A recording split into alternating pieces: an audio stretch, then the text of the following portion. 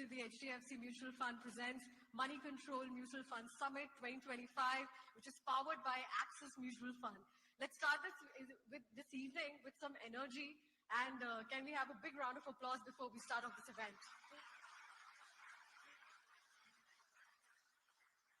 All right, today we are meeting at a truly transformational moment for India's mutual fund industry, one that's breaking records, setting new milestones, and reaching deeper into the heart of Bharat. So tonight is not just the evening for numbers and NAVs. We are bringing together some of the brightest minds in the industry to discuss how purpose-driven strategies, next-gen products, and the power of technology are redefining wealth creation in India. In a world that's going digital at a lightning speed, the question isn't if investing will evolve, it's how we shape that evolution together.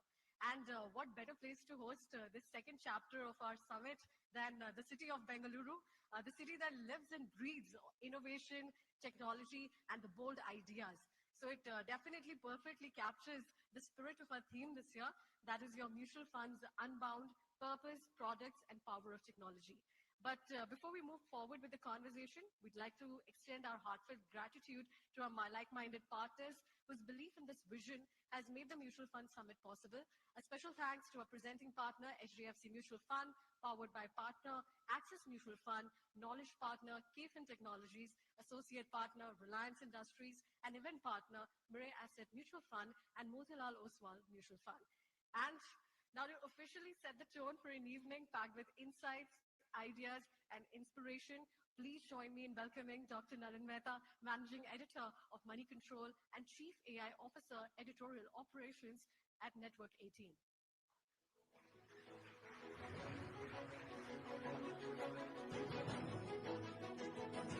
Thanks very much, Lavisha. Good evening, ladies and gentlemen.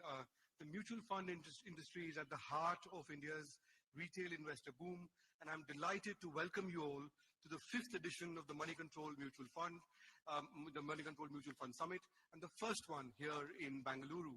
Now, at a time when India has become the world's 4th largest economy, this year's summit theme of mutual funds unbound, purpose, products, and the power of technology seeks to unlock solutions in an era of AI and tech-enabled transformation, looking for answers on how to scale up the industry from its current size of about 75.61 trillion rupees of assets under management to its next big milestone and its next phase of growth.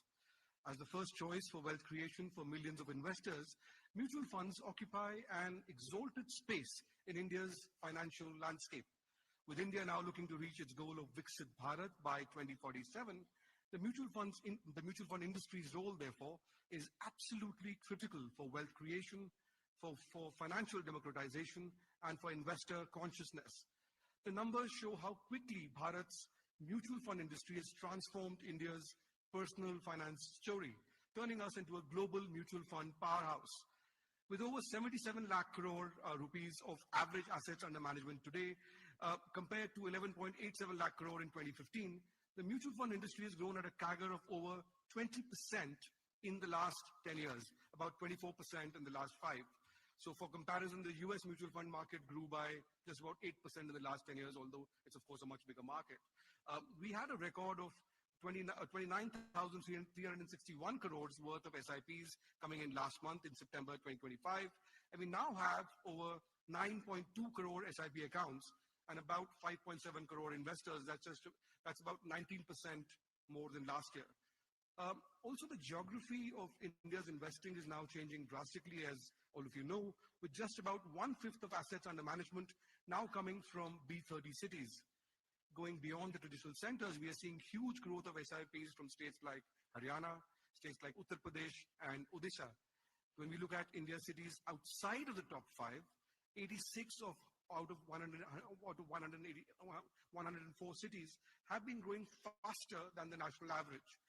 These are cities like Patna, Bilaspur, Gwalior, Thrissur, Ajmer. These are among the ones which are growing the fastest. Now, these numbers are a resounding vote of confidence in the mutual fund industry, but they're also not just a validation of the mutual fund story, they're also a blessing. They mean that we now have a deepening pool of household savings that can power capital formation, support private enterprise, and fuel India's investment-driven growth. But also there are big challenges to reflect on. And I hope some of those challenges will be reflected upon here in this forum. For example, the investor base may have hugely expanded, but only about 6 to 7% of Indians currently invest in mutual funds, compared to say about 50% of Americans. As a new generation of Indians becomes first-time investors and the industry scales up, there are some very important issues to reflect on. How do we build more trust in the system? How do you use technology to increase accessibility without compromising on transparency? How do we increase investor literacy so that every Indian understands the value of compounding, of risk, and of patience? Our panels today explore all of these themes and much more. And as we deliberate a blueprint for mutual funds growth in the time of AI and uncertainty, in the room today we have some of the industry's best minds, our leading fund managers, investors, distributors, and policymakers to deliberate on what next and how to unlock the next phase of investor growth for Bharat. From quant-based investment models to AI-based advisory, there is now an all-new opportunity to power the mutual fund industry forward. But we need to do so responsibly, because this is about our nation's saving pool and what will power our economic growth in the coming years.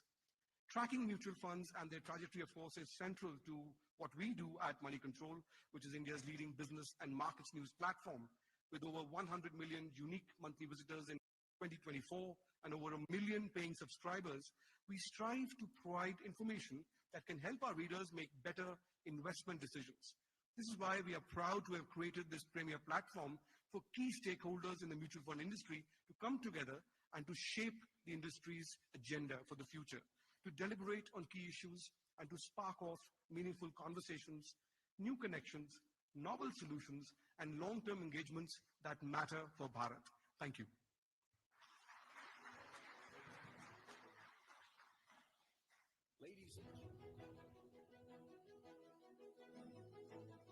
Thank you, Nalin, for that inspiring start. And let's keep this energy going as we delve into our first conversation of the evening. Well, the mutual fund industry, as we all know, never stands still. It's constantly evolving, adapting, and forging ahead. But here's the big question. What new investment avenues are opening up for investors today, and how can these opportunities help align portfolios with financial goals and aspirations of billions plus people in this country? One brand new category that has just opened up for fund investors is specialized investment funds, or SIFs. With this sophisticated product, which uses derivative strategies available only to rich investors, mutual fund investors now have the access to the sharper product innovation with a stronger sense of purpose. And to take us through this fascinating discussion, please welcome N. Mahalakshmi, Senior Editor of Moneycontrol.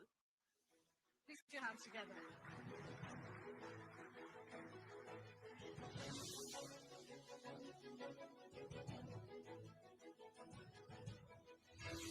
And joining her on this Power Pack panel are two distinguished leaders who are leading this category with their new launches in the space. Mr. D.P. Singh, Deputy Managing Director and Joint CEO of SBI Mutual Fund, and Mr. Sandeep Tandon, Founder and CIO of Quant Group. Please welcome them with a big round of applause.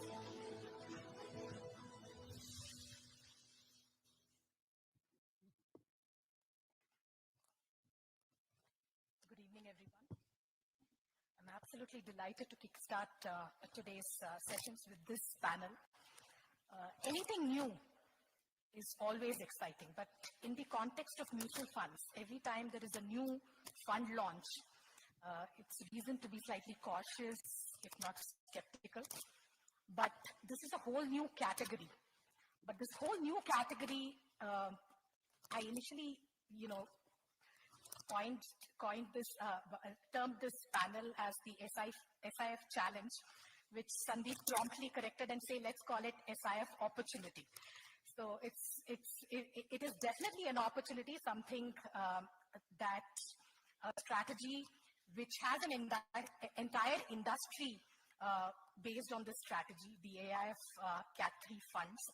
And now this product construct is open to mutual funds. So here is this elephant in industry that now takes over this category.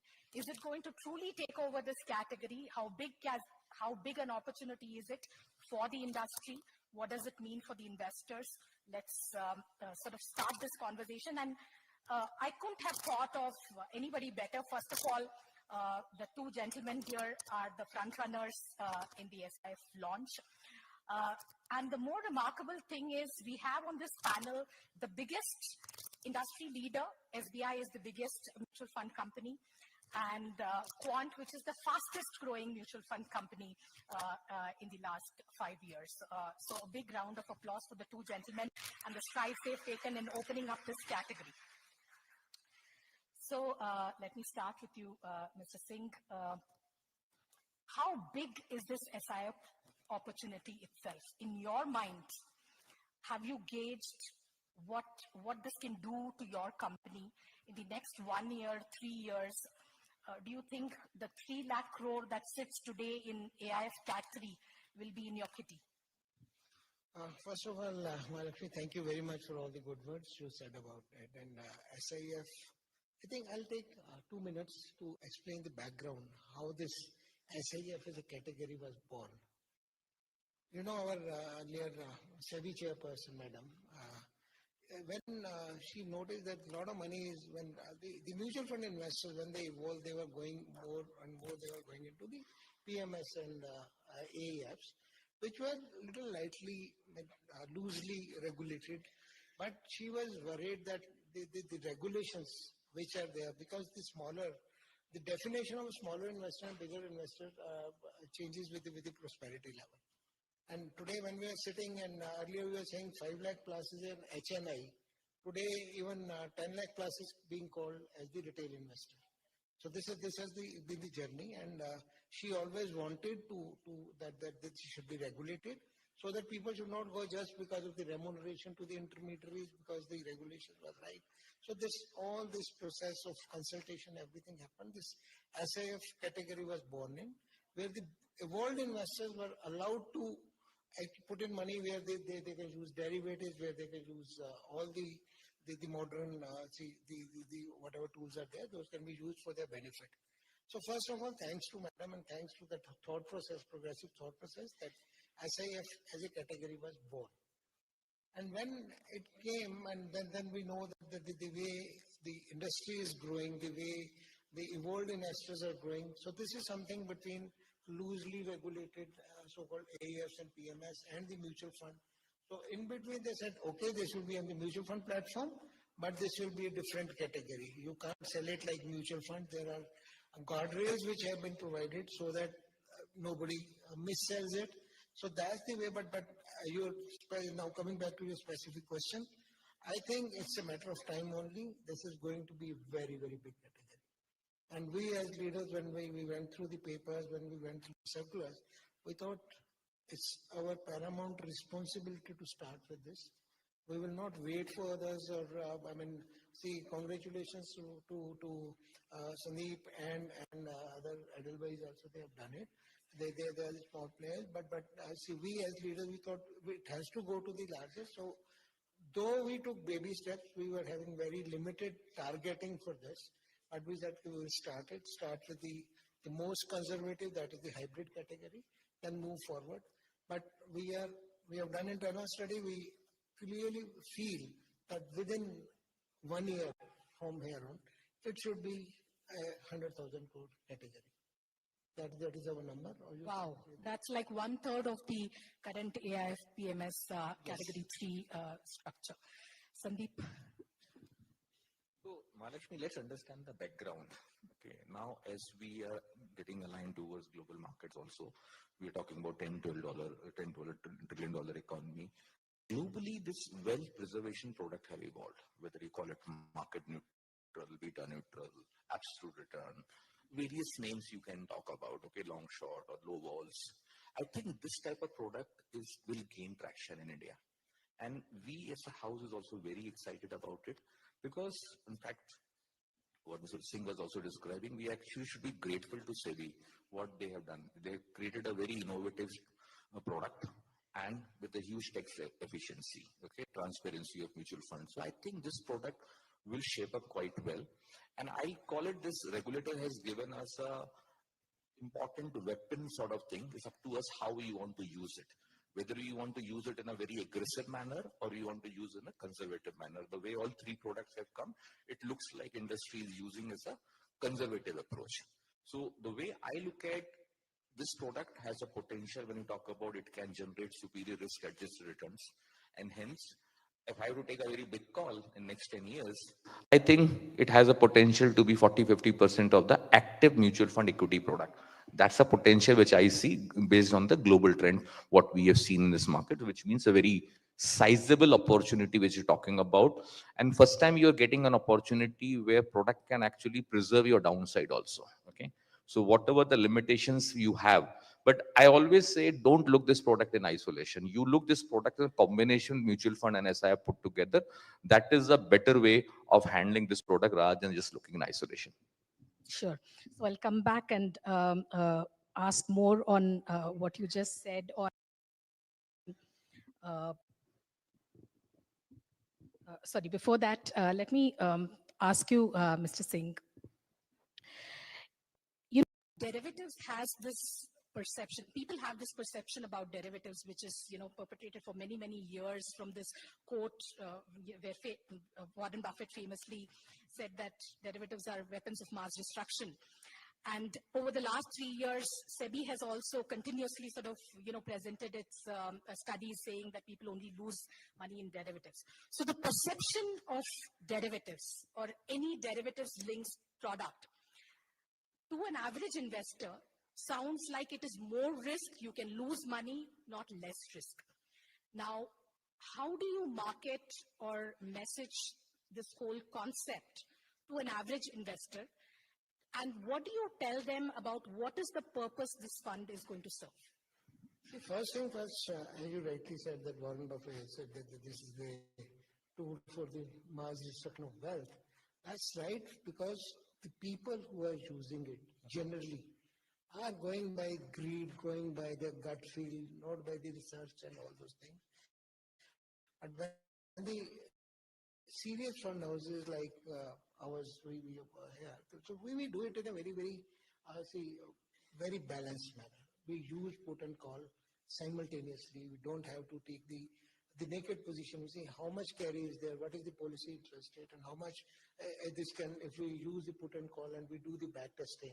All those things are done to show that, as Sandeep rightly said, idea is not to give the very, very high super duper returns, but to give returns which are better than your policy rate, 200, 300 basis points. And when we looked at the especially why the reason why everybody came with the conservative plan, only because of the reason it was visible that when we are starting a new category, people should have a good experience.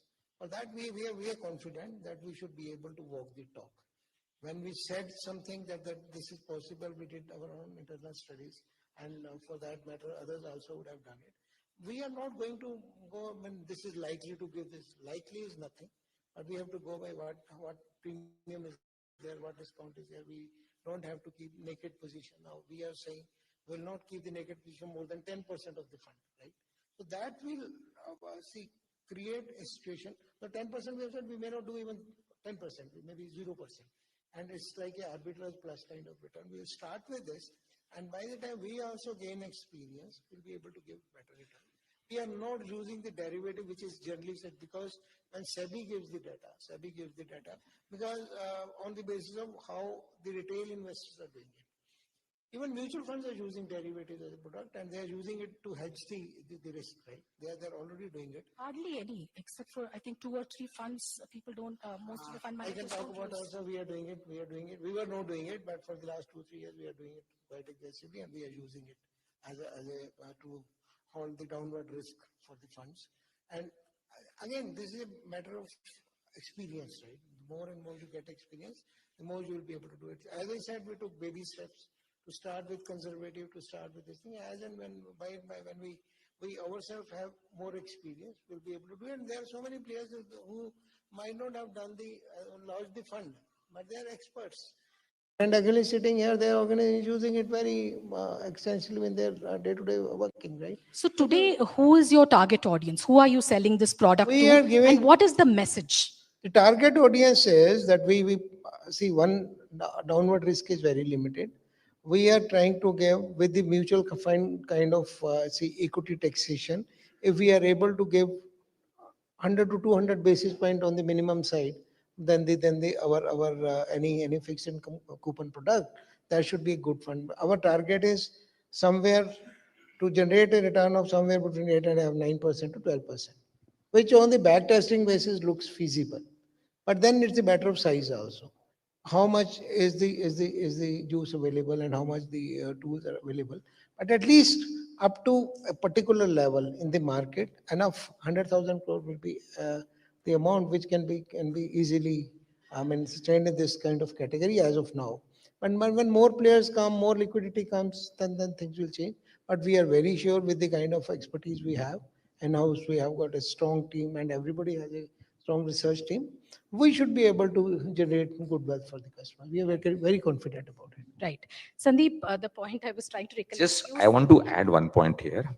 So when we're talking about perception about derivatives, and this famous quote come from Warren Buffett, कि this is derivatives are instrument of mass destruction. The fact remains that he is the biggest user of derivatives globally because they run the insurance business. The point which I'm trying to make, derivative instrument are used for controlling the risk. SEBI is not allowing us to use as a leverage tool. As an individual, you can increase your leverage exposure through derivative routes. Like if you understand what the regulation, what SEBI is saying, that at any given time, your gross exposure in the market should not exceed 100%. What it means, if I have taken 100 rupees long and let's say I'm 100% invested, now I have to excise this 25% naked short option or unhedged option, what we call it. It means first we have to cut down our gross long exposure to 75% and then 25 makes it 100. Effectively, what it means, I have cut down my net long exposure to 50%. Effectively, I've cut down my beta by half. Okay, broadly, not exactly mathematically, but broadly we have cut down. And hence, these products are better beta management product, which means superior risk adjusted return. You are able to control at least some dimension of your risk. Risk has multi-dimension.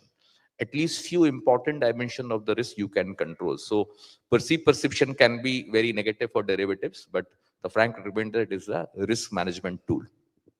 To that. So now, there is this perception that in a long short strategy, on the way up, when the market goes up, you make money on the long.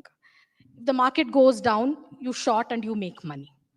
But since the gross exposure is anyway capped at 100%, whoever I speak to, they seem to be very gung-ho that, a wrong short strategy to matlab badhiya hi karega, matlab index se better karega.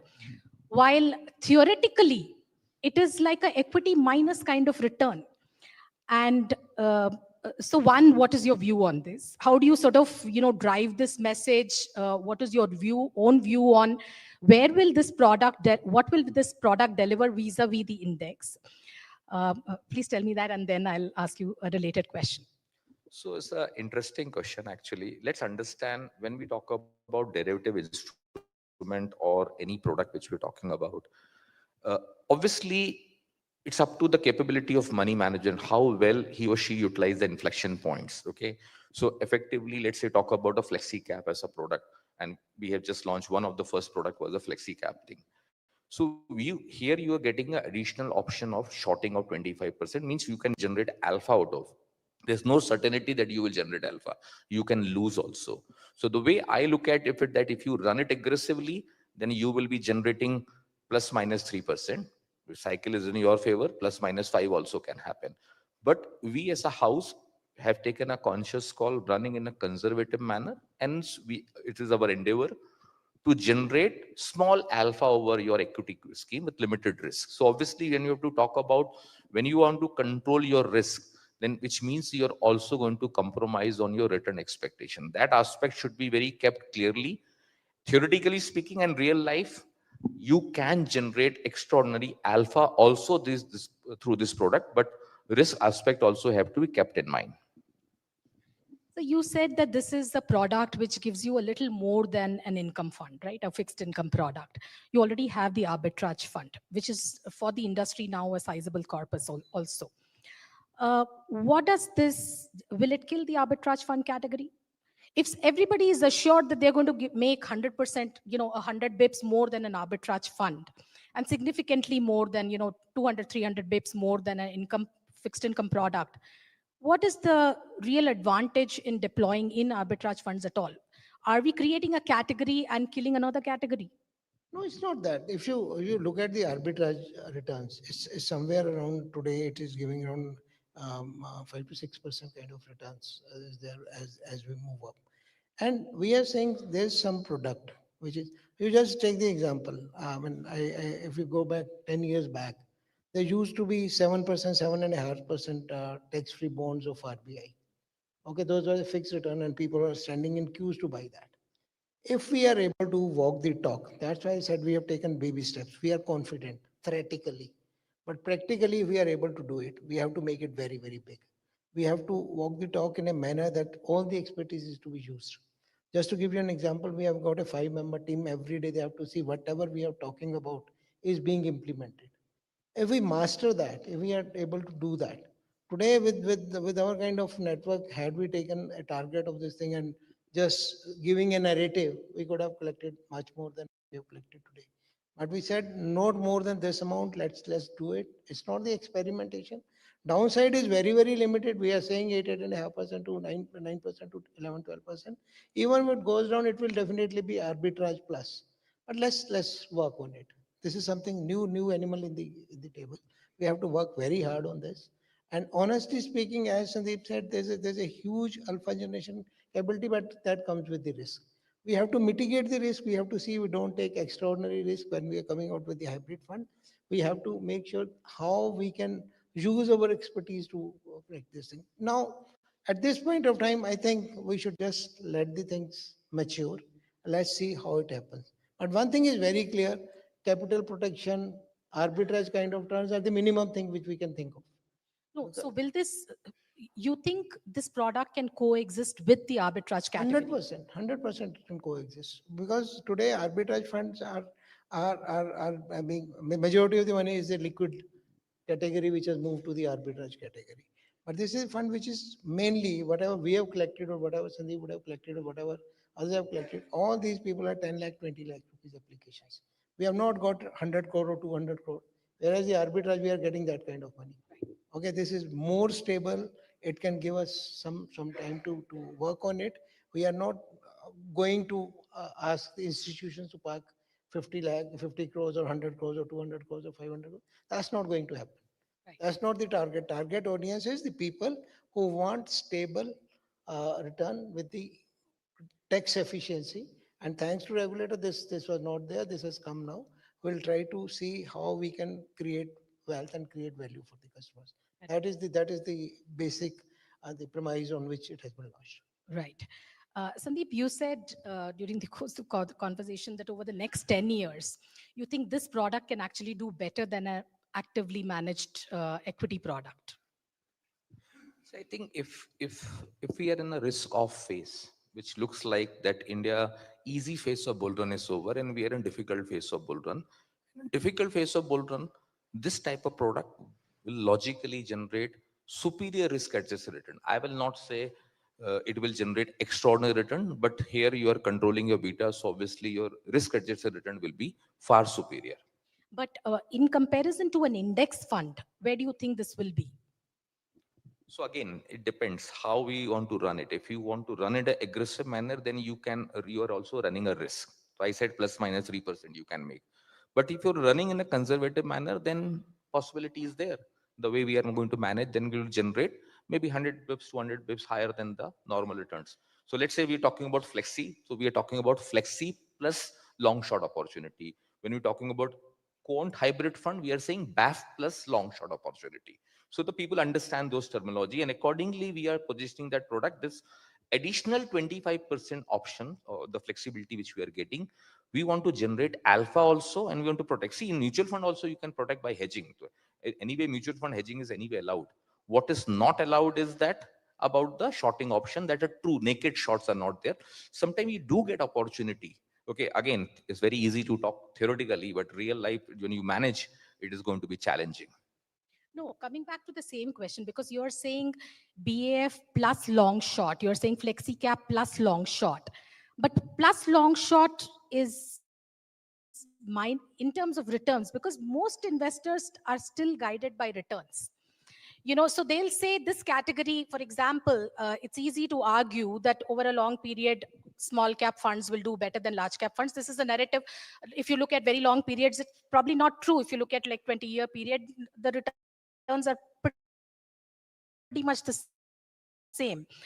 But in the minds of investors, it is still that, is the return better than index fund or a flexi cap fund or a large cap fund or a small cap fund?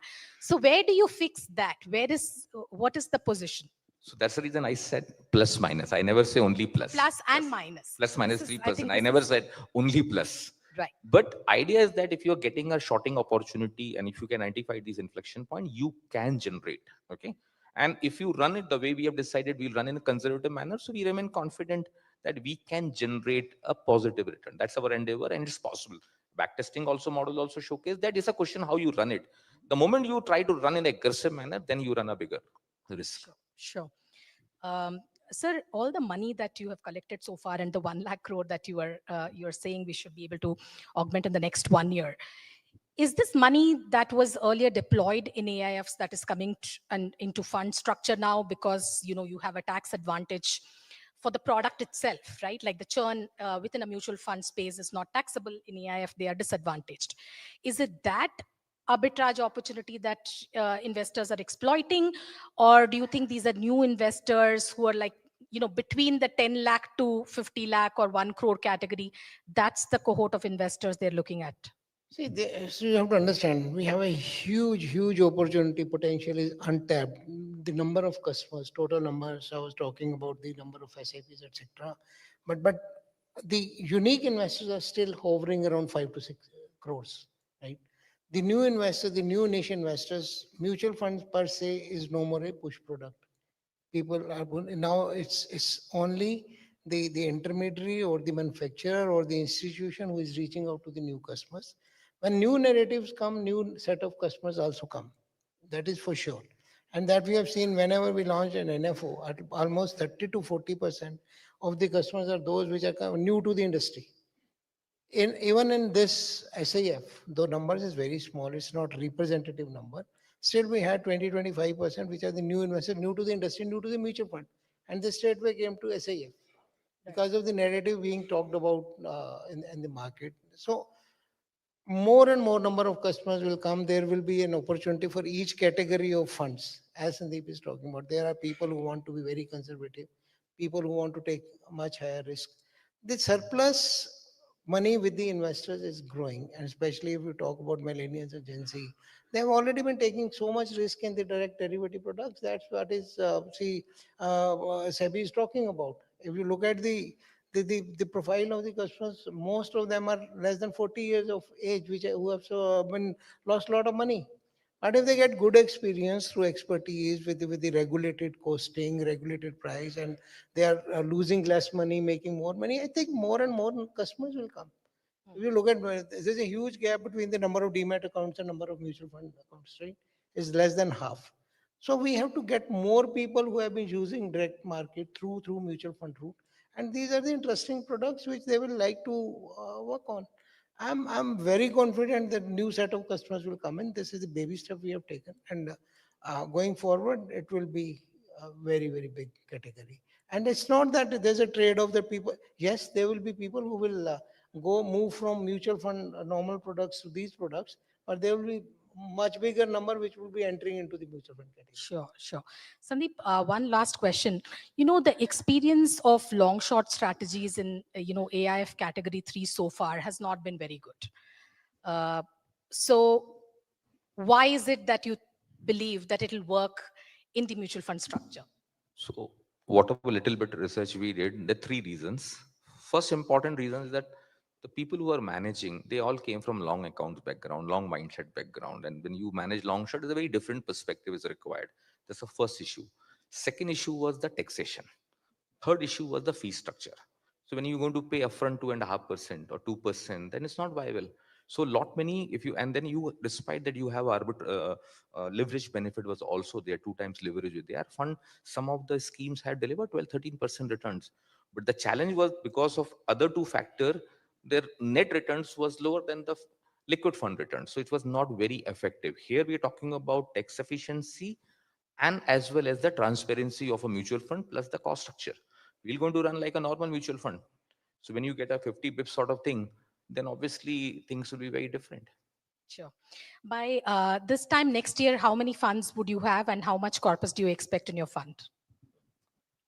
Our objective is we are manufacturer. We will launch all the product. We think by December, all of our product will be launched. We are not in the debt side, the both all hybrid and the equity going on, 2 more in pipeline. So by December, we think all 5 product will be there. It is too mature to talk about what will the corpus. That's not the way we operate also. Okay, we think as a manufacturer, we are offering product. I personally feel that it takes time gradually, because a lot of people come and ask me, I said, just put 10 lakh rupees only. Experience this product. Once you experience it comparative to your mutual fund scheme, compared to AIF, this is a product which is new category. Unless you experience, you feel it, you will not able to understand the importance, and then the traction will start. My personal sense is that initially 2-3 years, it will be a very slow process, and maybe third year onwards, will start picking up when there's some traction is there. Sure. Thank you so much. Kudos to both of you and all the very best for SIF and also for your AMCs over the next 1 year. Thank you so much, Mr. Thanks, Singh. Mahalakshmi. Thank you so much, Sandeep.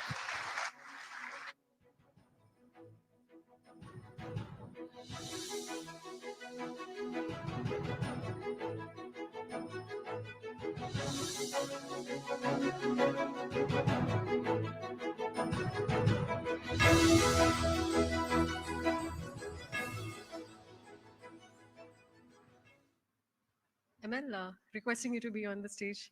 We'll have your next discussion as well.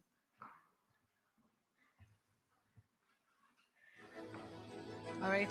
Thank you, Mr. Singh and Mr. Tandon, for that insightful conversation and discussion about SIF trends. And we'll be definitely watching out for this new product category in the upcoming days and months and years ahead as well. But yes, requesting ML to continue being on stage with us for the next discussion. The next discussion is going to be on the India's investment ecosystem, which is not just expanding more, it's accelerating onto the global stage. And right at the heart of this momentum stands the GIFT City, which is emerging as a true magnet for the global capital. With over 3,500 investors from more than 60 countries and commitments already crossing $22 billion, GIFT City is not just a financial hub, it's India's gateway to global investing. So what's fueling this phenomenal surge? What makes GIFT City such a strategic powerhouse for international investors? And how is it reshaping India's ambitions to stand tall as a world-class investment destination? So to decode this exciting growth story and share their perspectives, please join me in welcoming our distinguished guest to the stage, Mr. Vaibhav Shah, Head of Products, Business Strategy and International Business at Mirae Asset Investment Managers, Mr. Abhishek Tiwari, CEO of PGIM India Mutual Fund, and Mr. Neil Parekh, CEO of PPFR's Mutual Fund. Please welcome them with a huge round of applause.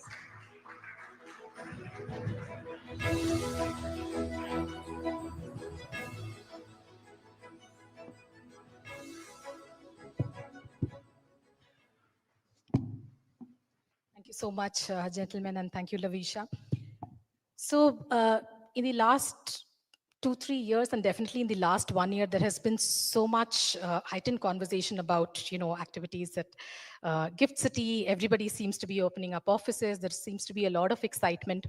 Originally, the whole idea of GIFT City sounded like it was a place, destination where India could carve out a place where foreign funds could come and establish funds, and it would take away share from markets like Mauritius or any other destination, and funds could India could offer a destination that could rival these sort of markets. In the last 1 or 2 years, I think the conversation has also shifted in terms of how AMCs, local funds, are saying that we will set up offices there, go and solicit money from overseas investors. And lately, mutual fund houses actually setting up shops there or launching funds there to manage local investors' money in overseas equities. So Vaibhav, let me start with you. Uh, Tell us what exactly is the deal with Gift City? What is the real opportunity? There are all these three opportunities. What is the real opportunity? No, thanks for inviting me for this conference. So you're right, that Gift City was started with the idea of able to attract foreign capital into India. But when you want to compete with the likes of Singapore, Mauritius, Dubai, you can't have a financial jurisdiction which is able to attract only investments into India. You need a jurisdiction which can equally allow opportunities for resident investors to invest globally. So I think a Gift City is now coming to the complete way of not only able to attract global capital into India, but allowing access for Indian residents to invest globally. So it gives you the opportunity for asset managers to showcase their entire product range, not only limiting to India, but all global products as well. Abhishek, so you have funds which actively managed funds, feeder funds that invest in equities. There is one cohort of investors in the mutual fund industry who want exposure to overseas, and it's been an ask with fund. I think the industry has been talking to SEBI, and SEBI has been talking to RBI. There is a cap on overseas investments. But we don't see local investors really warming up, if I may say, or aggressively taking the route that you offer. PGIM offers 3 actively managed global funds. Why is that? Okay, thank you for having me, Mahalakshmi, first of all. And I was actually a little inquisitive that I don't have a gift city, but you still wanted me to on the panel, so I'm glad that Because I'm that's here. the alternative, But right? Now I got the that's the point. alternative. Why is the alternative not working? Everybody wants to launch a fund out of Gift City, Yeah. looking at a certain market. You have something that is right here.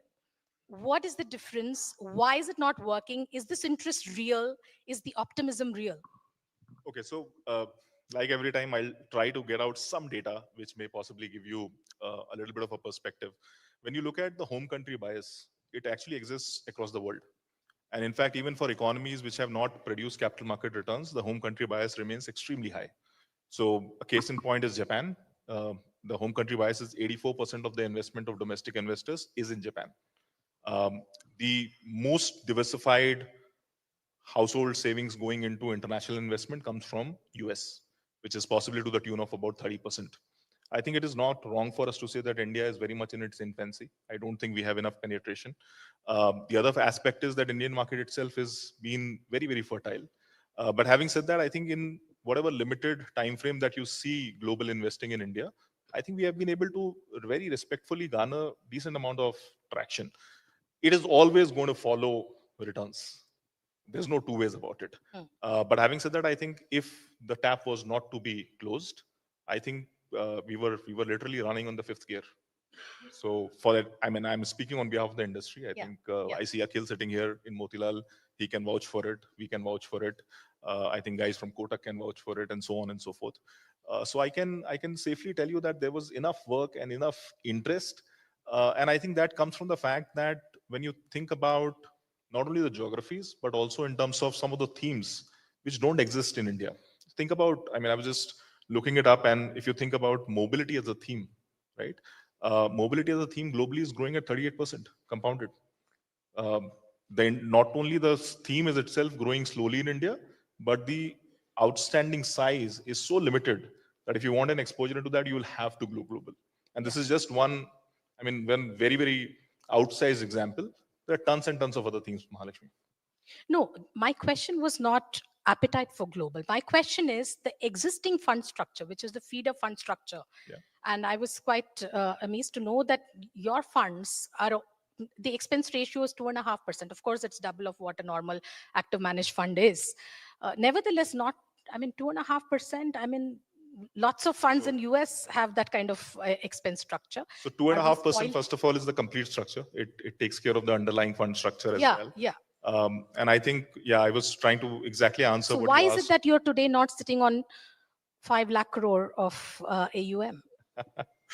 No, so I think one of the biggest reason is that when you speak to investors, and largely this has been a product which mid net worth, high net worth, family offices have liked. But when you see a scenario where you don't have visibility on the continuity of that tap, in terms of regular allocations, people take a step back. But whenever, like for example, in the beginning of this year, not even the beginning, in fact, April of this year, when we reopened our funds, we had about 1,000 crore window. We are very much at the end of closing that window as well. So I think there is interest, Mahalakshmi. I think, as I said, the home country bias is always going to prevail. You buy what you understand. Otherwise, you buy what is performing. So you have to be cognizant of that. Neil, how are you? I think your fund is coming up in the Gift City, right? How are you looking at this opportunity? Yeah, so I think there's tremendous interest in global investing, and we've kind of done this for the last 15, 20 years now. In the mutual fund, obviously the tap is closed now with the 7 billion. So I think what people also want when they go to Gift City is also diversification of equity into different markets, but also diversification of the currency. So today, when you are investing in a mutual fund, you're investing in rupees, getting in rupees. Today, the need is also to invest in other currencies, and Gift City gives you that option to invest through different currencies, and people have different needs, education, building assets abroad and whatnot, So I think this opens the door. The other interesting thing that's happened there is retail funds. Now, it's before it was the minimum investments was 75,000 to 150,000 USD, and your LRS limits is 250,000. Today, we can launch retail funds out of Gift City, and that is the exciting part, that you can go as low as $5,000 and $10,000. And why this number is important is because TCS starts after 10 lakhs. So if you have a $5,000 or $10,000 kind of minimum, then you don't even need that 20% TCS that gets cut. So retail participation can be there. Onboarding has become much simpler now. It's almost digital. I think over time we'll get back to we'll probably get where how easy it is for a mutual fund, how we onboard people in a mutual fund. I think in a few years' time, I think that will be the case with Gift City too. So very exciting times ahead. Fair enough. How big do you think this Gift City retail interest can become? So Malakshmi, I first want to just add to what Abhishek had mentioned. So if you see that we had launched a product called as NYSE FANG product in a very, very short time, because the fund did exceedingly well, we saw huge participation from retail, from HNI investors, and it became the go-to product. In fact, over the last couple of years, some of our schemes on the equity side were not getting as much flows as we were getting on the FANG side. So, like Abhishek mentioned, it all boils down to performance. Whatever is performing does get lion's share of flows. And mutual fund industry gave you that opportunity of getting retail money, HNI money in a very simple manner. In Gift City, like Neil mentioned, the advantage we will get is we will be able to get retail applications as well. But the only challenge remains that still everything has to be under the LRS window. And if you manage to launch retail funds within 10 lakhs ticket size or $10,000, 5,000, then TCS is not applicable. But LRS transfers are not as easy as investing through the mutual fund route. So it will require fair amount of education for retail to understand how LRS transfers happen. We've launched an outbound fund about 2 months back. We got a very good response because the fund has themes like semiconductor, AI, digital infrastructure, data centers, all within one portfolio, like Abhishek mentioned, which you can't get access in India. But the challenge which I found most of the investors faced was the ability to do transfers. So the banking system in Gift City is not as robust as we have the mutual fund payment system, where you could transfer money instantly. And once we can solve that, I think retail can become very, very large and can attract huge amount of capital to the Gift City route. Fair enough. So how does this again rival with the feeder fund structure? Because that whatever said and done, that category still exists. And if every AMC is going to sort of exploit this, and the onboarding is going to be as simple as Neil and Weber were saying it is going to be, what happens to the feeder fund structures? So one way to look at it is the feeder fund offers you an access into these underlying funds at practically a 1,000 rupee SIP or a 500 rupee SIP and a 5,000 rupees lump sum. I don't think we are going to go down to that level. The other aspect is the ease of Then operations. the investor who is investing in that fund is not a 1,000 rupee, 500 rupee investor, right? Uh, we'll be actually surprised, Malashmi, to a point that, see, our journey in international investing started within PGIM. It started in 2018, and very much similar to what Vaibhav said. For us, before our equity journey started from 18 to 2020, the only fund that was growing for us was global equity. Uh, we had an SIP book to the tune of about 40 crores, and it was granular. So, I mean, as I said, and as Vaibhav kind of chimed in, what performs gets the money. And I think that's exactly what we saw. But having said that, coming back to your main question, if you were to think of it from a parallel, I think ease of operation, simplicity of not worrying about currency, because everybody doesn't understand all those transactions so easily, unless until there is education. Um, I think there will always be a little bit of a benefit that the feeder fund structure would have if the tap was to open.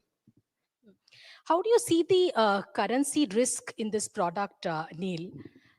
Because one is always a little bit confused about where the rupee is headed, because for a good part after post COVID, there was, in the first 3 years, people thought that, the trajectory will completely change. And instead of a depreciating currency over a period of time, not only will our fall be less, but we might start to appreciate. It's been anything but. In the last 1 year, it's, what has happened is instructive. All other currencies against the dollar have gained, except for the Chinese currency and the Indian rupee. Uh, how do you see the currency risks, and what is the messaging to investors around this?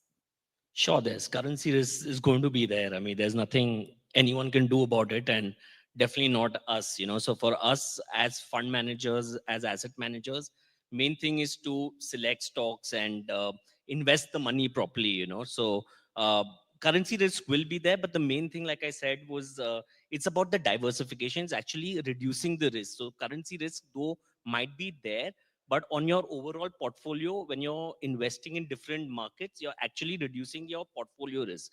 So that's what we are talking about. And yeah, currency risk is going to remain, and nothing me or you can kind of do anything about it. So just live with it, I guess. Is that your message? Live with it. So two things, Malakshmi. First is, when you invest globally, actually currency risk is actually in your favor. Right now it's in our favor. So if you feel that the rupee will depreciate, then global investing, you're already plus 2-3% to start with. Yeah. So you did not worry. So global investing will not only make sense because you start with an advantage there, but look at the last 10-15 years. India has been one of the best performing markets in local currency, but in dollar terms, Indian market has just generated about 8-9% returns, while the S&P 500 has delivered about 13-14%, Taiwan market about 12-13% in dollar terms.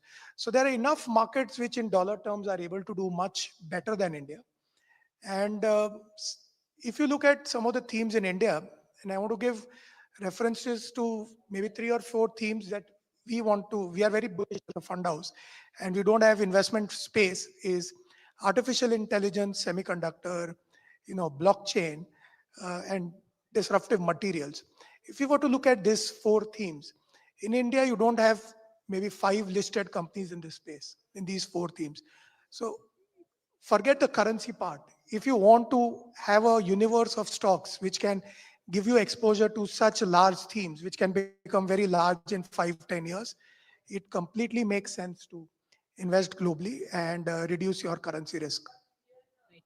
Where do you think, Abhishek, the big money will go? The big investors will take I'm saying not ultra high net worth, but the high net worth will go through the gift city route now, or would they prefer to take a rupee kind of bet?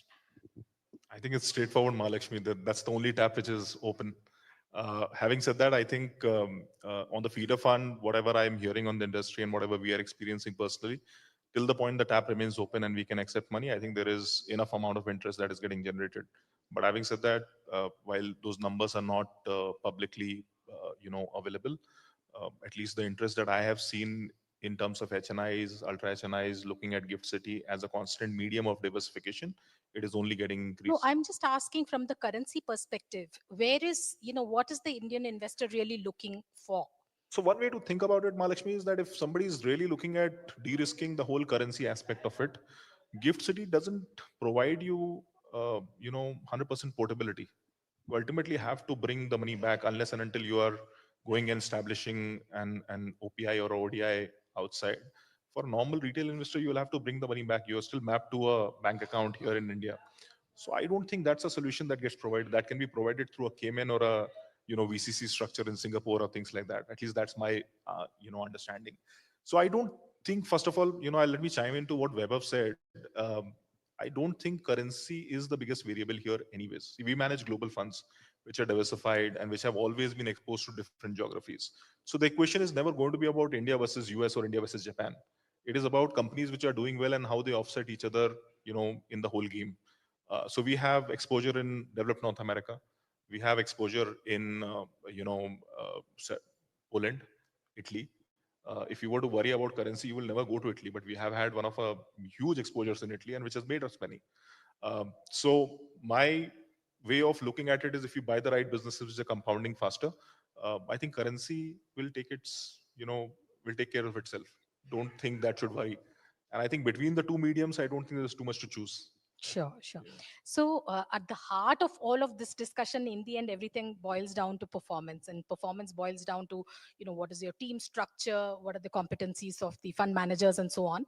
Neil, so what is the, expertise that your AMC really brings to the table? Because unlike a foreign company can say that we already have teams and partners who are investing abroad, so we draw on their expertise. You are a homegrown India company. How have you set yourself up to succeed and perform in overseas markets? Yeah, so I think our strong point, excuse me, our strong point is research, and we've been researching in-house foreign stocks for about 20 years since the financial crisis. We've been investing for our clients since 2010-11, and then in the mutual fund post that. So research is common between for the whole organization in terms of the research process and research sharing as such. So research is something that we are very confident about doing. Other than that, I think one thing that I think Gift City needs to probably get better at, or something that needs to improve, is the taxation part of it. So launching, you're taxed on your churn. So every sell decision, if you launch a fund out of Gift City, is taxed, and which is not very efficient. So I think what we are looking at from a more efficient structure is the feeder fund structure, is the FOF structure, so where you're not taxed on the churn. The dividend withholding is 15% instead of 25%, say in a UCIT kind of a structure. So looking at things where efficiencies can be built instead of just starting up and launching retail funds out of Gift, maybe not the best idea. I think you need to probably go the feeder fund route from Gift to, say, a UCIT structure to get the best and to improve performance. So I think research and just thinking about the clean, efficient structure is something that we're looking at. The fund that will come up is also a feeder fund out of. Yes, we are going to launch all feeder funds. Okay. And there'll be one, or there are going to be multiple? We are going to have multiple. How many? So right now, 3. So we got a PMS running right now.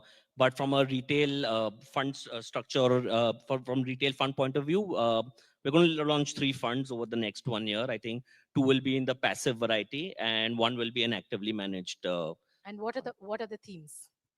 I mean, it's probably going to be a flex. I mean, the passive funds will feed into a passive fund like S&P 500 and Nasdaq. The active fund will be like a flexi cap kind of go anywhere kind of fund, where wherever we find opportunities, we'll invest there.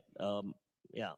Okay, there'll be broader index. Yeah. Not like particular themes. Yeah, but we'll stick to probably globalized businesses and developed markets. We won't get too exotic in going to say Thailand and China and stuff like that, where we don't really have the confidence in the country. So whenever we have confidence in the country and the rule of law is strong, we will invest our investors' money in those countries. Fair enough. Vaibhav, what is your product strategy out of Gift City? So I completely echo to what Neil had mentioned. So what happens in a gift city structure, the moment you buy and sell stocks, within a 2-year period, your tax incident moves to the marginal tax rate. So the most efficient structure is to create a feeder fund structure where underlying your funds are based in different geographies and your gift vehicle can feed into that. And those underlying funds can keep doing the churn without any tax incident. Thankfully, the advantage that we get is being a global AMC, we have about $300 billion across various of our offices. And we try and use some of those products and structures to feed into it. So it becomes a very tax efficient way for investors to access global investing without any tax incident, because the underlying funds, especially in Singapore, Dubai, etc., don't pay tax while you churn the portfolio. So that's an advantage that we can create, and the India structure can be a clean way to invest globally. Okay, and any themes that you are? So I mentioned to you a few themes that remain very bullish. So those are the themes you will launch. Yeah, so our product, which we had launched, a global allocation fund through the Gift City route, gives access to artificial intelligence, semiconductor. That's a diversified fund. It's a diversified fund, gives you US, China, developed markets, and 3 or 4 themes that we remain very bullish. So it gives you a blended portfolio. And any other funds you? So we'll be launching a retail outbound fund, which will give access to investors to investing into global markets in a very simple manner. Like I said, one of our star products was NYSE FANG. Simple product, everyone consumes every day, so you understand it. Can we create a simple product which retail investors can understand, which they can invest in? So that's the idea that we will want to launch through our outbound fund. And what will be the ticket size? Ticket size will be about $5,000 to $10,000 within the TCS limits. Okay. So but I just want to add one thing, which I think the Moneycontrol and everyone should educate, is that the regulator allows accredited investors, and that's something that all of us have not utilized to the large extent. And through Gift City, you can launch products for accredited investors. So in our existing products, we even take 10,000 ticket size for accredited investors. So you don't need to wait for retail funds. You can have a lot of accredited investors coming through Gift City AIF structures as well. Understood. Abhishek, will you also be launching out of Gift City now? Is that looking like a very alluring opportunity? It is. To be very honest with you, internally, if I was to tell you, I think from my side or from the product committee side, the project is already done, submitted. We are awaiting our global approvals. As you will understand, one of the flip sides of being in a 100% global company, I think Web can, understand that, is that you have to depend on the stakeholders for final approval. So we were just awaiting that. But I think the opportunity is immense. And if we have a few minutes, let me add to whatever we have discussed till now. The opportunity is just not in terms of themes, but also in terms of asset classes. So if you were to think about real estate, REITs, the nature of businesses in REITs, real estate operating companies in the developed world is very, very different. Think about a 6 to 8% dollar yield product. It not only is it extremely differentiated, but it diversifies your portfolios in the true sense. Think about mezzanine products. You can possibly say that it is taking the risk to a different level, but these markets are extremely mature. Can those be brought in as private products through the Gift City? Answer is yes. So Gift City is extremely, enterprising from our perspective. Right. Especially a lot of those products which are not present in India, themes, even debt products that are not available. Thank you so much, gentlemen. It was a very insightful discussion. Definitely, I learned a lot. Thanks very much, and all the very best.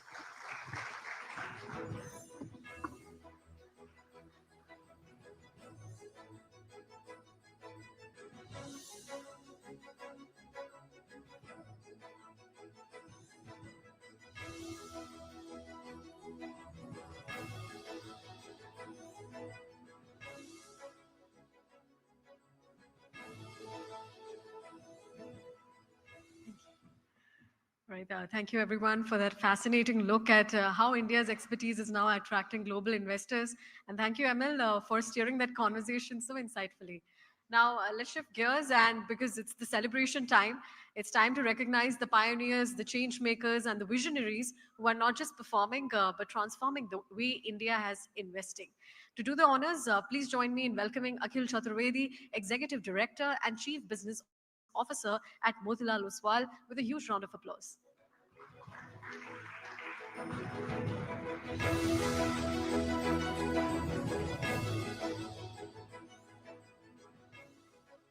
All right, so our first recognition this evening is for the growth leader, South Zone, for highest net sales. And the award goes to Zerodha. I'd like to invite Nilesh Verma to join us on the stage and receive this well-deserved recognition.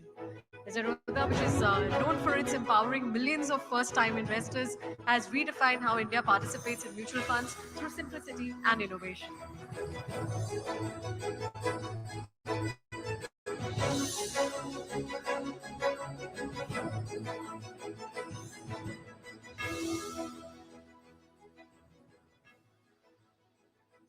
Congratulations to the entire team for this incredible achievement. Next up is for the Investor Base Excellence for highest investor base, and the honor goes to Geojit Financial Services. I'd like to request Dr. Ranjit RG to join us on the stage and accept this recognition. For over 3 decades, Geojit has been shaping investor journeys across India, building a strong presence both physically and digitally.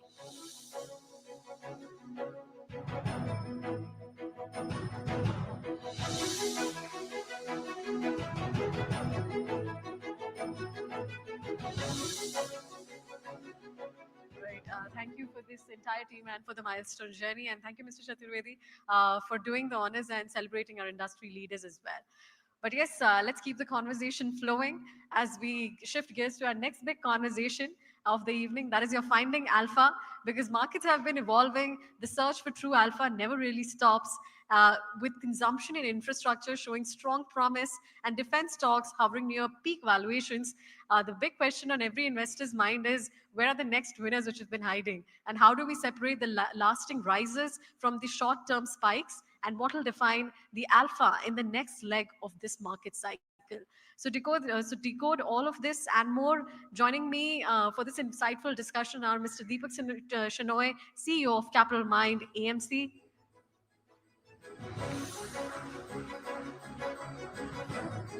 Mr. Anish Tawakle, Co-CIO, Equity at ICICI Prudential AMC. And Mr. Harsha Upadhyay, CIO of Kotak Mahindra AMC.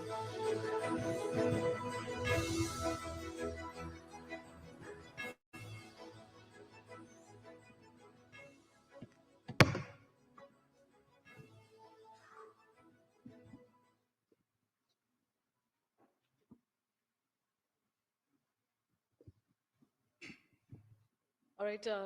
The finding alpha, of course, in this market, this is the current market structure where we have seen a huge round of news, from tariffs to GST news, and definitely this year for the markets has been the year for consolidation. So given this market structure, where can we find alpha? What is the construct of the market that looks like? And how would you suggest investors to approach this? Aisha, I'll start this conversation with you. Okay, so I think, look, if we step back a little bit, right, like you said, this year was a year of consolidation. That was happened for 2 reasons. One, I think the economy did lose a little bit of momentum. There's no fundamental problem with the economy, but it did lose a little bit of momentum, which we think it will recover. And the second was that I think expectations were too high, because you'd seen a period of very high earnings growth. That was because the economy was coming out of a slump, and then when businesses come out of a slump with spare capacity utilization improving, you get earnings growth, which is faster than revenue growth, right? Because you get operating leverage with improving capacity utilization. But at some point that peaks out, right? So that was to be expected. The 2 parts to the consolidation was, one was a slowdown in revenue growth, and second was the sort of easing off of the margins. The second we should have expected, and to be honest, we think we did. Now, we expect things to recover. I think the clearest distinction I would make, right, would be I would stick to large caps at this point. I would be very cautious in the small and mid cap space. I think there's been a lot of froth built up, a lot of companies with very sort of flimsy business models being valued as if they're great gems. So I think the biggest thing investors can do is to be cautious in the small and mid cap space and like move allocations towards the large cap. Other than that, I would say if I were to take a sector view, I think in a recovering economy, cyclical sectors do well. That that could be sectors like industrial capital goods, cement, automobiles, and some parts of financials. Those would be my preferences. Anish, coming to your point, and of course, I'll toss this question to Deepak first. That earnings growth, they have been in single digits, and now much of the onus is lying on the second half of this fiscal year for the market to actually perform and pick up from there on. So, how would you see the second half from here, given the GST cuts have been announced, and what would your analysis of it? So I think it's been a rough year overall. I think overall markets and so on. We've had lots of things around tariffs, and I think a lot of this is noise, noise that typically gets amplified when markets have anyway got a bearish turn to it. So there is always an excuse to not invest, and there is going to be an excuse to invest at some point. But I think money is made, or alpha in that sense, is made when things are not clear. It is when you make your bets over the longer term and then kind of change things around. But what I would feel is that in general, while earnings have not shown any miraculous insights in the last 6 months, some of the early data indicators seem to show that at least in some parts of the market, there is a turn in the core economic fundamentals. It may be in consumer durables for the most part right now. I think visibility is in cars and some of the durable elements. The defense players have shown it already, and the recent numbers haven't been quite as exciting. But we need those numbers to kind of work their magic towards the end of the year, which is when I suppose a lot more of those defense spending numbers will come into place as well. So a lot of these sectors are early stage in their recovery process. Some of the others, like manufacturing in general, are have been showing for the last 4 or 5 quarters some move upwards, especially in high-end manufacturing, wherever there is investments happening in that space. We're starting to see the early results of those. I think that those are the areas where we're going to have long-term growth. Now, I don't say long-term as in 1 year and all that. I would say if you have a longer-term approach of 5 to 10 years, that's where things will probably move. I'm not very keen on, I mean, India has been traditionally very heavy on cement, steel, some of the, base metal kind of sectors. But if you look at the US, that's moved away from there. It's moved quite considerably away into technology. And perhaps India will also evolve somewhere along those lines, where something higher than so from the metals, you go to the cars, from the cars, you go to the electric vehicles and the technology that powers them and so on. So perhaps we will also go upward. So the leaders of yesterday will probably not be the leaders of tomorrow. So you have to plan the next 10 years thinking of what will be the leaders of tomorrow rather than the leaders of today. Asha, I'll get to you now. Flows has been a key factor. We've already seen this year FI outflows of about 1.5 lakh crore rupees. So, how would you determine these trends to go ahead for a market to perform like India? See, I think whichever forum we go, there is a lot of questions about FIs are selling, why are DIIs buying, or why should Indians be buying when they are selling? If we had followed what FIs have done over the last 3.5 or almost 4 years now, calendar 22, calendar 23, calendar 24, and this calendar year to date, they have hardly been investors in India, right? But still markets have moved up in last 3 year, 10 months. So just because one segment of the investors are not looking at India for whatever reasons, right, wrong, that is not, I'm questioning. It doesn't mean that everybody has to follow them or everybody will view the markets in the same way. So I don't think the flows alone will determine how markets are going to do. I'll just give you a simple example of last year, right? Defense, for example. Everybody wanted to invest in defense. There were not too many products that were available diversified funds had maybe a couple of names in defense, all those portfolios. And there were a couple of peers in our industry who came and launched defense funds, right? And in defense, there are only 18, 20 stocks even today. At that point of time, maybe there were even fewer stocks. And those mutual funds raised a lot of money. But did defense stocks immediately go up? No. The flows were there and everyone wanted to buy. There was euphoria. Why didn't it go up? Because for every transaction that takes place, there is a buy and a sell as well. The intensity of the buy or the intensity of the sell is going to determine whether the stock is going to go up or down. And this is very, very misunderstood concept that there is money and hence market will move. There is also somebody who is selling it. So I don't think just because we look at one side of the coin, we can decide that it's going to go up or go down. It doesn't happen that way. And finally, when valuations come to a reasonable level, in the opinion of everybody who is operating, or when the growth exceeds the expectation of most participants, that is when you will see that outperformance coming in again. So I don't think we should be looking at just the flow as one determinant in terms of how the stocks are going to do, and especially not definitely, one segment of the flows, if at all you are looking at flows also. I'll come to you on your defense perspective that you said that earlier, we did see last year plenty of funds did stop SIPs for the for the defense theme perspective as well. But this year, how do you see the growth story to pan out for the next couple of years for the defense as a sector? Because we did see geopolitical tensions that came in for India, and that's when all the defense stocks took a jump.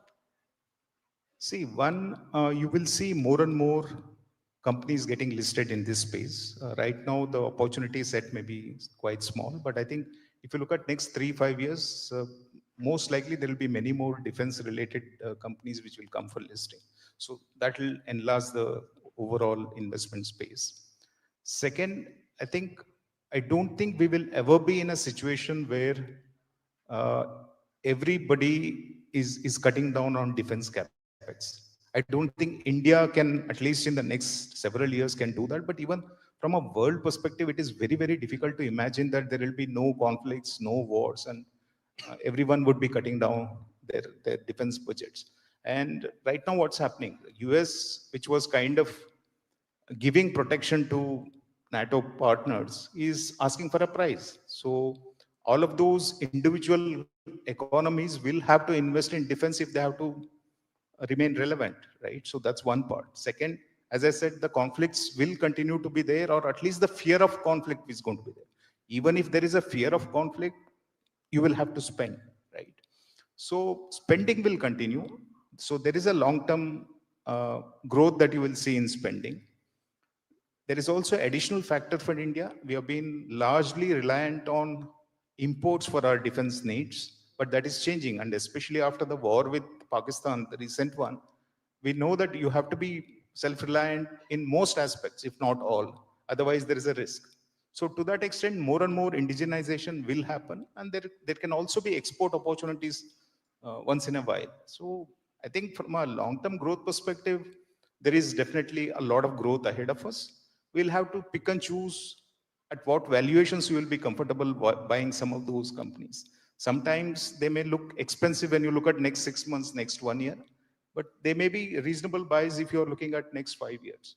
So some of those things you will have to do. The initial euphoria is clearly there. So to that extent, easy money is not going to be there. You have to be very selective. You have to decide your investment horizon and you have to manage risk. I don't think the entire sector is going to perform uniformly. You will have to definitely pick and choose.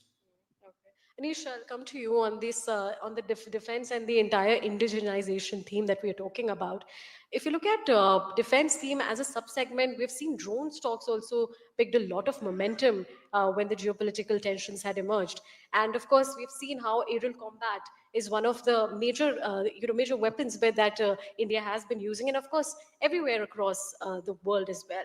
But for India, we still import a lot of material from Israel. So how do you see this particular segment for the upcoming years? To be honest, I'm not an expert on this field. I also feel that, defense is such a small part of the market that too much time is, as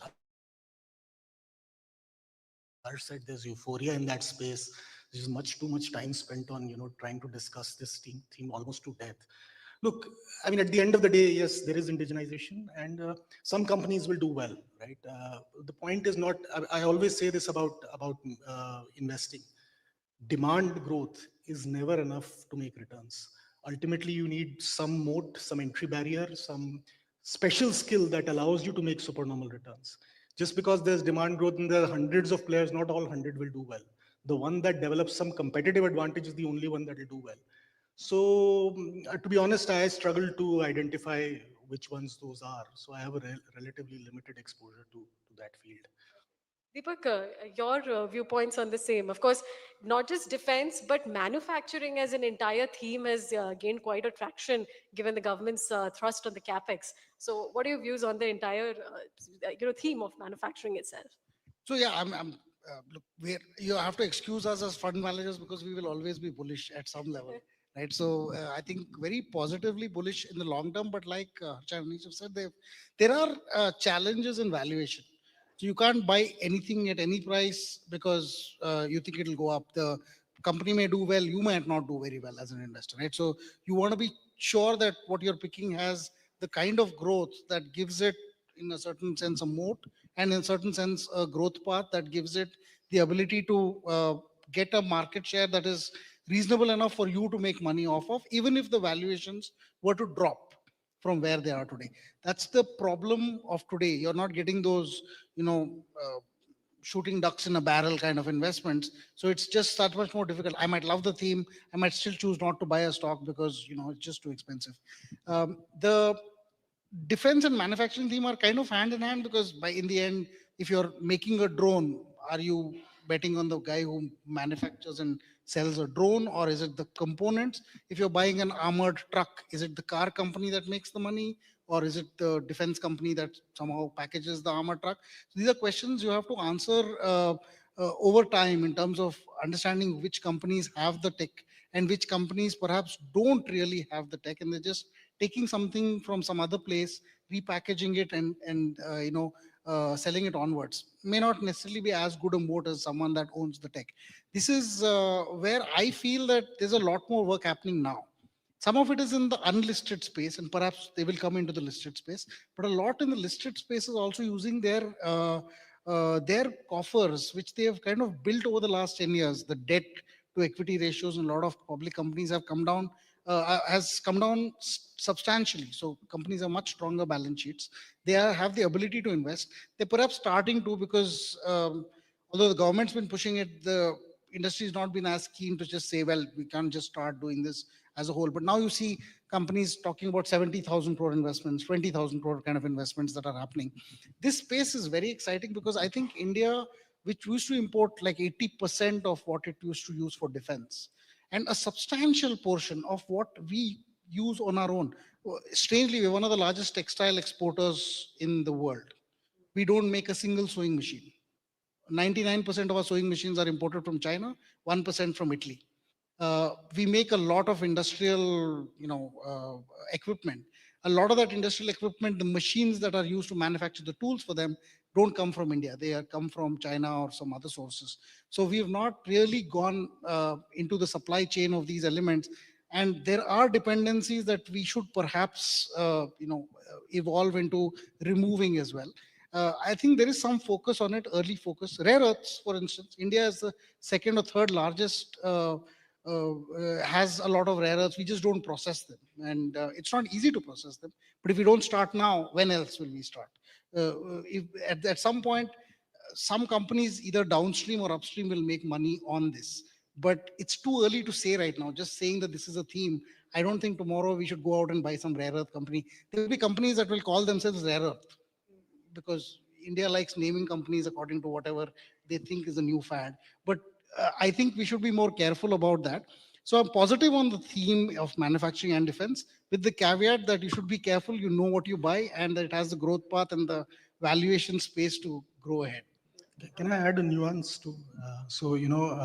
About 7 years back, when we launched our manufacturing fund, I was the fund manager, And when I went around to market that fund, it was almost impossible to get any meetings. It was like, why are you wasting your time on this fund, right? And the environment has shifted dramatically. But I think there is one important nuance that I do want to add, and that's my view. I think the narrative, like I'm more confident around manufacturing for domestic demand than I am for manufacturing for exports. And the domestic demand manufacturing, in my view, will be a follow-on from whether we build cities and whether we build homes and whether we build urbanization. So let me explain what I'm saying, right? See, any country that wants to attract investment, if you want to attract capital, you by definition are also saying you'll run a current account deficit, right? So saying, look, we are exporting, we have a current account deficit, it is the flip side of attracting investment. We can't change that unless we say we don't want to attract investment. Now, when you're going to run a current account deficit, you'll be exporting some stuff and you'll be importing some stuff. Because we are very, very good at exporting, and our exports will be less than our imports. We will import more than our exports. That's what a current account deficit means. Now, we are very, very, very good at services. And our people also would rather be working in an IT company in an air-conditioned office than on a factory. And I always say that people who talk about manufacturing have actually never worked in a factory to realize how hard it is. So the point is that we will, given that we are very good at exports, at services, we will always be a net exporter of services. So if you have to attract investment, run a current account deficit, be a net exporter of services, mathematically, it is axiomatic. It's almost a given that you will be a net importer of manufactured goods. So our trade deficit in manufacturing is not a problem. It's a feature of our economy, which is very strong at services. Now, that's why I'm more confident of domestic demand. And then if you say, okay, what drives demand for manufactured goods? Ultimately, it's the size of your house, right? All durable goods demand for manufactured goods depends on the size of your house and your office. If 5 people are living in a small house, there's only so many shoes they can buy. There's only so many, air conditioners. So ultimately, it has to be like this whole manufacturing story will be driven if we get housing and urbanization right. Otherwise, you see, like we already make pharmaceuticals because that doesn't depend on the size of your house. That's manufactured. We make two-wheelers, we make cars because that you park them outside the house. It doesn't, the fact that you have a small house doesn't. But everything else which we don't manufacture enough of is because we don't have housing to accommodate that. Anish, I'll get to you. Before we discuss much about the sectors, you've been the man behind steering the blue chip fund. So, be it your 3-year or even 5-year returns, it has beaten the benchmark. So, tell us, if the FII participation is something that is going to take some time, so what are the trends that are going to emerge from the next couple of years from here? Oh, so look, as I said, I manage both the large cap and the small cap. So I have no inherent bias per se, but I do think large caps offer better opportunity. And I'd say, look, when 7 years back when I started manufacturing managing large cap fund, it was mostly useless activity because the index funds or the ETFs will replace that. The good thing is that's not happened. Not just our fund, but a lot of other large cap funds are also beating the benchmarks. That's because, I think in large caps particularly, see, you don't get multi-baggers, that many multi-baggers, right? So you don't really have to chase the best stock. What you have to avoid is the stuff that really bombs, right? If you, as long as you avoid the minefields, avoid the stuff that ends up in the bottom 1/3, it doesn't really matter whether you get the 5th stock or the 10th best stock. The difference is not that much. You have to avoid the big disasters. And that approach of sort of, like I spend a lot of my time on saying, okay, which ones will really bomb rather than which ones will do spectacularly well. Oh, the returns come on their own. You just avoid the minefields. Sure. How would you react to this argument that, large caps wouldn't be the next multi-baggers, of course? So is the stability and the margin of safety is something that we'll be watching out of from the large cap space? Yes, definitely. I think if you look at overall valuation picture, uh, large caps at this point of time not only offer better visibility on earnings, but they are also available at more or less around historical valuations, right? It's not very, very attractive valuation, but they are not expensive to the extent that mid and small caps are expensive. So to that extent, in a scenario where we are just expecting recovery to happen in terms of earnings growth, I think this is a basket that you can't ignore.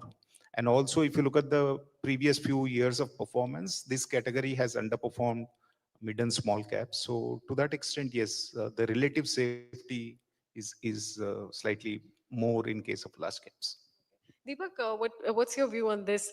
This entire equation of large cap, mid cap, and small caps. We've seen earnings decline for the past 2 quarters when it comes to small caps, but mid caps they have been quite resilient from the past 2 quarters, and that is where every investor participation has been. So, where does large caps fit in this entire picture? That's a good question. Actually, I think the definition itself is the problem because about 7 or 8 years ago, when SEBI came up with the classification of what is a mid cap and a small cap and a large cap, the largest small cap was about 7,000 crores, if I remember, or a little bit less than that. Today, the largest small cap is 36,000 crores. It means in 7 years, if you've gone up 5x, you're still a small cap. Not a bad return to get, but it's just that you're still going to be called a small cap. Whereas some others have gone up 15 and 20x, and now they've become mid caps and large caps. So if you look at some of the large caps history, you say, oh, this large cap has done 50x in the last 10 years or something like that. But it was a small cap to begin with. These cap boundaries are arbitrary and time based in that time frame. So large caps don't have any room to go beyond. You can't become a larger. I mean, it's still going to be a large cap, right? So at some level, you're fighting at the top end of this cycle. And I think even now, there's a lot of room at the top to grow. Because if you look at the US in the last maybe 4 or 5 years, it isn't that the large caps have underperformed. The Mag 7 are pretty much what are driving the US markets ahead, right? So it's the largest companies just becoming larger and larger. There have been phases like that in India as well, where the large companies got larger. It is maybe in the last 4 or 5 years when the large companies didn't get necessarily larger, but other companies kind of caught up to it. We went into that phase. We could easily move into another phase where some of the larger companies are able to invest, have the balance sheets to take their growth forward into an era which perhaps needs an investment to succeed, and get into that place. As Harsha said, they're available at better valuations. So if you gave me a random choice, I would rather choose from a set of large caps than from mid or small caps. But because we're also investors who will look at down deep and not pick randomly, I think there'll be great investments to pick from both the large, mid, and small cap space. And this will forever be the case. You could ask me this 10 years later, and I'll still tell you the same thing, except the only thing will be perhaps my fund size that will perhaps determine whether I can pick up a really tiny cap or not. Whereas I'll always be able to pick up a large cap whenever I want it. So that would probably be the differentiator between being the ability to pick. Sometimes I like this company, but it's too small for me. Bade ho jao, become bigger, only then I'll buy you, is the problem that a large fund manager has. But a small fund manager has a little more flexibility in that aspect. So I think that's by and large the answer. Even today, I would say that today specifically, you would have a little bit of an edge on the large cap zone in terms of valuation comfort. And some of the small and mid caps have a tremendously large percentage growth to be had because they have a much larger field to grow. So, some of these small companies may actually grow 3-4x simply because they have been way too small for too long. But the large caps don't afford that opportunity. So I think it's better to pick, because you will not be 100% sure of growth in any place. You want to pick between all of the three in order to make your portfolio a little more stable in that sense. Okay. All right. I'll come back to sectors once again. Harsha, let's start with you. Consumption, that is the next big theme that the street is watching out for. We have had the RBI rate cuts, GST cuts as well. So do you think that this is the next big theme that investors should be, focusing on right now? Yes, I think if you look at next 3-5 years, the income levels in our economy will definitely go up. And some of these policy measures that have been taken by the central bank from the government will also help enable better consumption. So yes, I think if you look at it as a theme, it should do well, but it will have its own ups and downs. Just because we have seen very good festive season due to GST cuts, one should not extrapolate that everything is going to grow at the same pace forever. So there will be ups and downs. And also the initial rally has already taken place in many of these stocks, right? In the last 2 months, many of these stocks are up 15, 20, 25%, which is essentially 1 year of earnings. So to that extent, Some of it is already discounted. So don't go by what the last few months of performance have been, and don't expect same thing to get repeated every now and then. But if you are a 3-5 year investor, I think it's a very good theme to be in, and expect a long-term compounding rather than a similar kind of short-term performance to continue. Anish, I'll come to you. Within the consumption theme, the staples you have been quite underweight on. So would you maintain this stance going forward until there's a clear visibility on margins? No, so staples, I have been saying that the problem is not weak demand. I think the demand for staples is fine. It's that the companies are over earning and under investing. So their margins are too high. And that call has worked. And I would wait for them to start investing more, for the margins to come down. That should mean earnings cuts. And then they're strong companies. I'm not saying the companies are not strong. They're very strong companies. They have excellent brands. They have excellent people. But no strategy, if it doesn't invest enough, can lead to growth. Ultimately, you need to invest in the business to grow. Deepak, I'll come to you. Within the consumption basket, the cement growth story is something that everyone has been watching out for. Of course, the price growth story, and of course, the industry has gone under plenty of consolidation as well. How do you see this? To be fair, my views are a little weird on this in the sense I don't think it's a great long-term story. Okay, cement is a cartel in India for the large extent, and they're able to determine prices by talking within each other. And there are times when they will compete. There are times when they will collaborate, and money is made largely because of this kind of construct. But I don't feel that this has great long-term potential, because my cement versus your cement, there's not that much of a differentiation. Eventually, it is this cartelization that helps, and demand that kind of drives this. There is no meaningful excellence in cement, whereas I could be meaningfully excellent when manufacturing a car and so on. So on the consumption front, I think there is some element of premiumization that I would pay for, a premium. But I don't want to pay 30 times earnings for a cement company as much as I might pay 50 times earnings for a company in the consumer electronics space that is growing quite a bit, but not so much for the cement players. And if I'm getting both of them at the same valuation, I would rather choose the players that have perhaps a larger and more structural growth path. So I like consumer durables. Within that, we've the automotive space is exciting. The consumer durables, white goods, some of the companies there are interesting. There are companies downstream in semiconductors, early stage. So there is some focus on that. But these are not really the consumption names that you might hear about, because mostly those are consumer staples elements. The problem with consumer staples is their best growth seems to be 20%, and by and large, the lowest growth seems to be like 10%. So my problem is, if I'm paying 50 to 70 times earnings for this, I feel that it's difficult to get a longer term return on this. However, I mean, there will be times in which even these companies will be exciting. So there are times when you go with more of a cyclical short-term approach and more with a structural long-term approach, where I think you'll have different baskets, some elements from the staple space even today. But I have a larger set of elements that we would like in the, or we think will do well in the durable space, more than the staple space. Okay, I've been told the time is up, but I'll just take the last round of question. I shall start with you. We've discussed consumption, manufacturing, but what are the next three pockets that you're seeing to be the next big growth stories? See, there are a lot of areas which are still emerging, and India is an emerging market. So I don't think the opportunities will ever cease to exist. It's just that we have to be cognizant of the valuations at which we are buying some of these companies. For example, electronics manufacturing, while it has done very well, but the runway for growth is very large. Semiconductors, we have hardly anything in the entire ecosystem. That's just getting built. So there are many such examples where we don't even have a minute market share in the overall globe. And as India tries to become more self-reliant, I think they spoke about rare earth, etc. I mean, you can name many such industries where we hardly have any market share, and we will try to garner at least some reasonable share over the next 5-10 years, right? So there will be many companies which will be in the listed space over a period of time from these segments.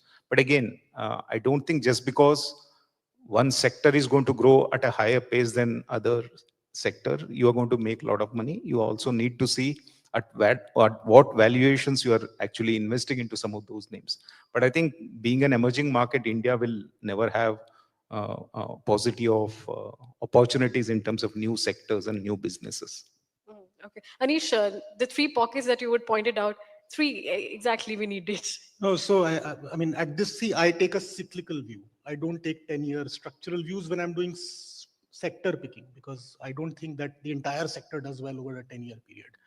But if I take a sector, if I have to choose sectors, I say, where is the economy? Will it regain momentum? For me, yes, then the answers would be industrial and capital goods, cement, and auto.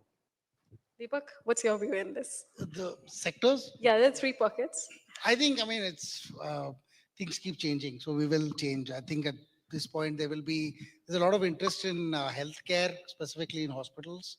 Even though they are expensive, there are some pockets over there that are interesting. Auto, that seems still to have a lot more potential. We haven't reached the car, even the two-wheeler sales numbers that we got to in 2018 per month. Which is a long period that we've not had meaningful growth in that sector in. And I would say in general manufacturing, and like Anish said, the Make for India platform rather than the Make in India for the world kind of platform, that is where I think the most interest is. I'd say these are long-term themes that have run in our portfolios for a while, and I think they will last a while unless some political or geopolitical issues crop up that change things. Okay, all right. Thank you, gentlemen, for this conversation as well. Thank you. And thank you so much for this. Thank you so much.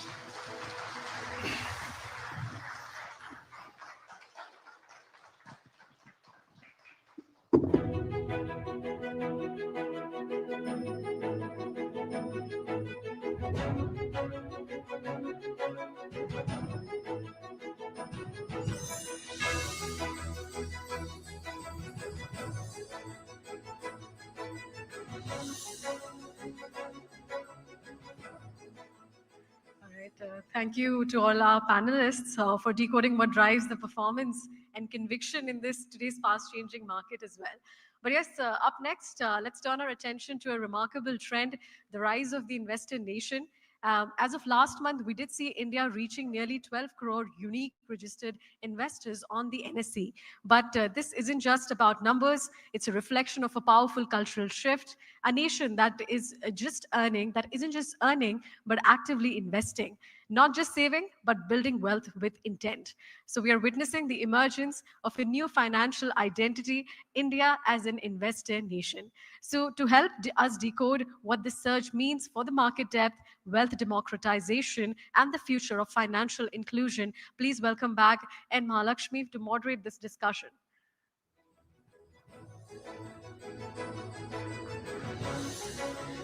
Joining her is a visionary leader shaping India's asset management landscape. Please put your hands together for Navneet Munot, MD and CEO, HDFC AMC, with a big round of applause.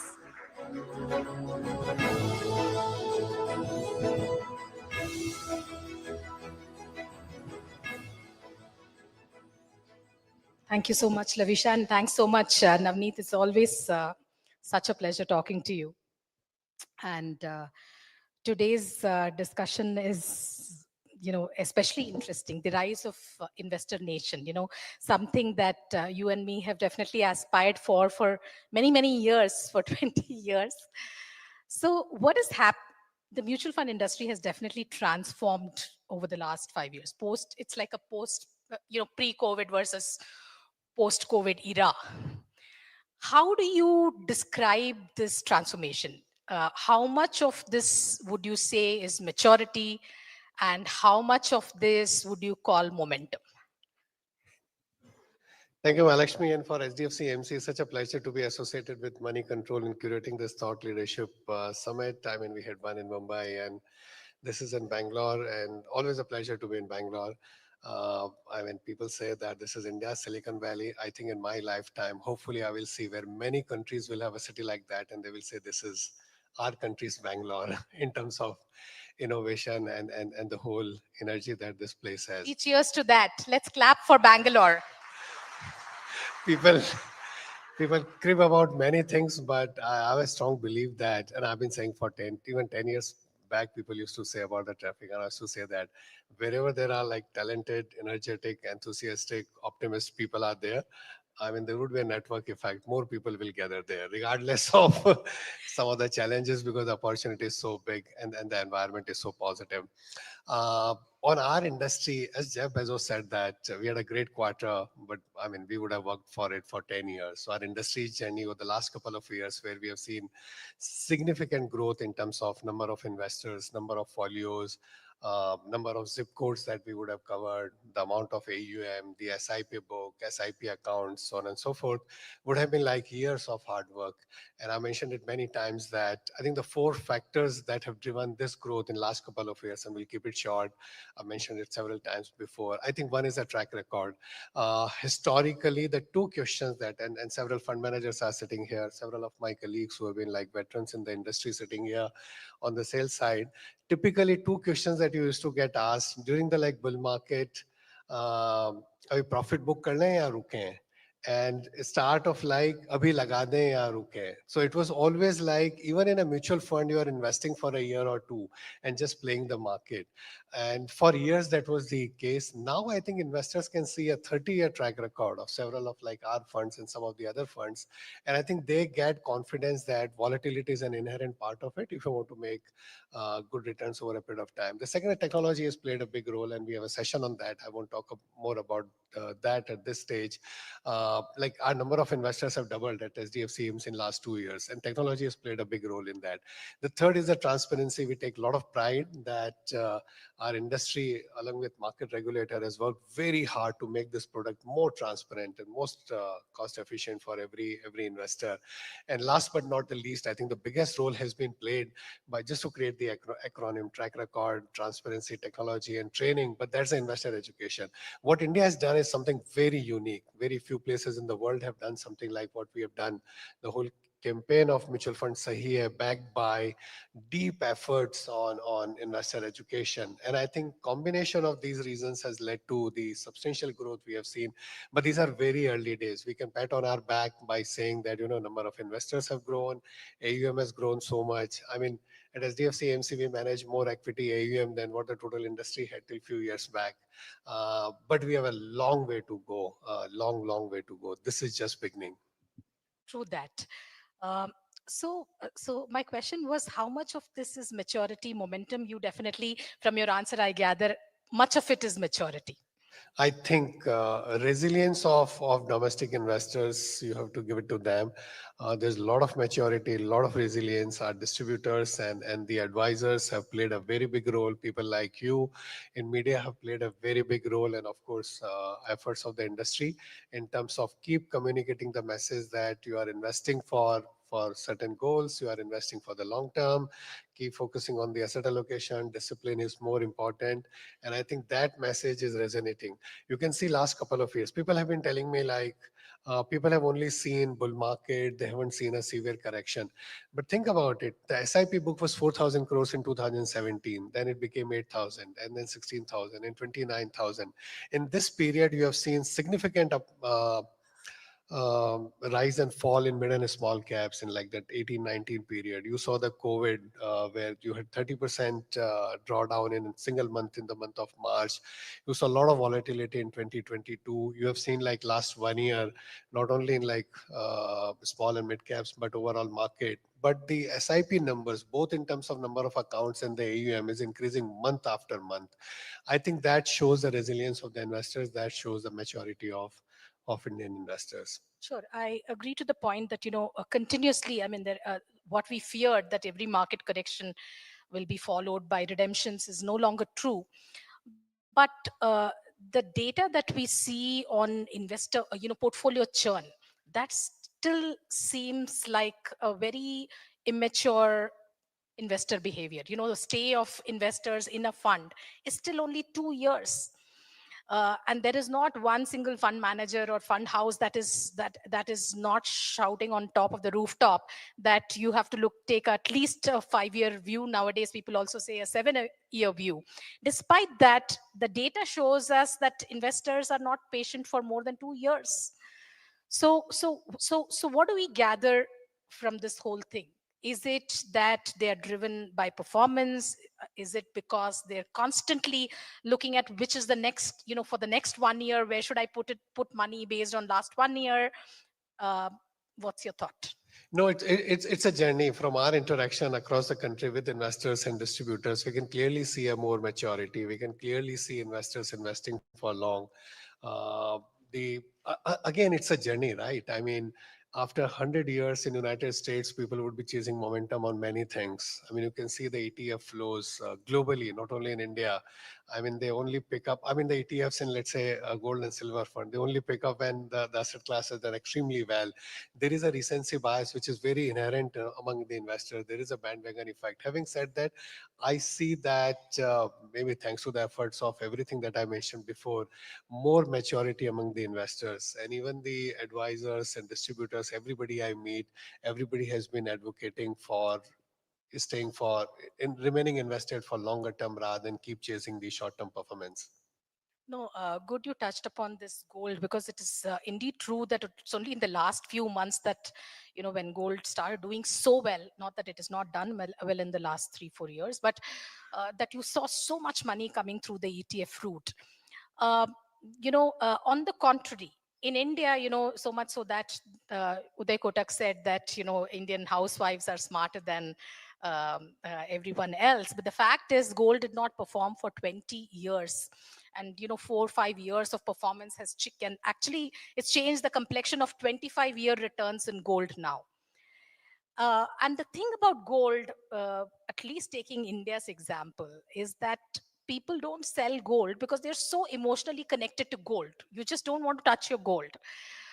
Is there a way for the mutual fund industry to really connect with investors to gain their emotional loyalty, so that they stop chasing performance? Or is it too idealistic, or is it even a bad idea? Because we're always told that you should never get wedded to your stocks, you should not be emotional with financial decisions. What's your take? It's very interesting. A lot of people talk about the wealth effect India would have because of the rise in gold and silver prices. And my view is that unlike other asset classes, gold and silver doesn't create the positive wealth effect in India. And it's very interesting. May sound very counterintuitive, because when gold and silver prices are going up, regardless of the amount of gold and silver you have in your house or locker, you feel poorer. You know why? Because you think that I'm going to buy more. Yeah. And I have to buy more, and my next purchase is going to be higher. Costlier. You don't feel positive and go and spend that money. If you own stock and the prices have gone up, people spend that money somewhere else, even if they have not realized that gain. If you have an additional real estate other than your house, prices have gone up, people spend that money in some manner, because there is a positive psychological positive implication, but in gold and silver it doesn't happen. Maybe as the holding goes up in the form of ETFs and gold fund over a period of time, this will have that wealth effect.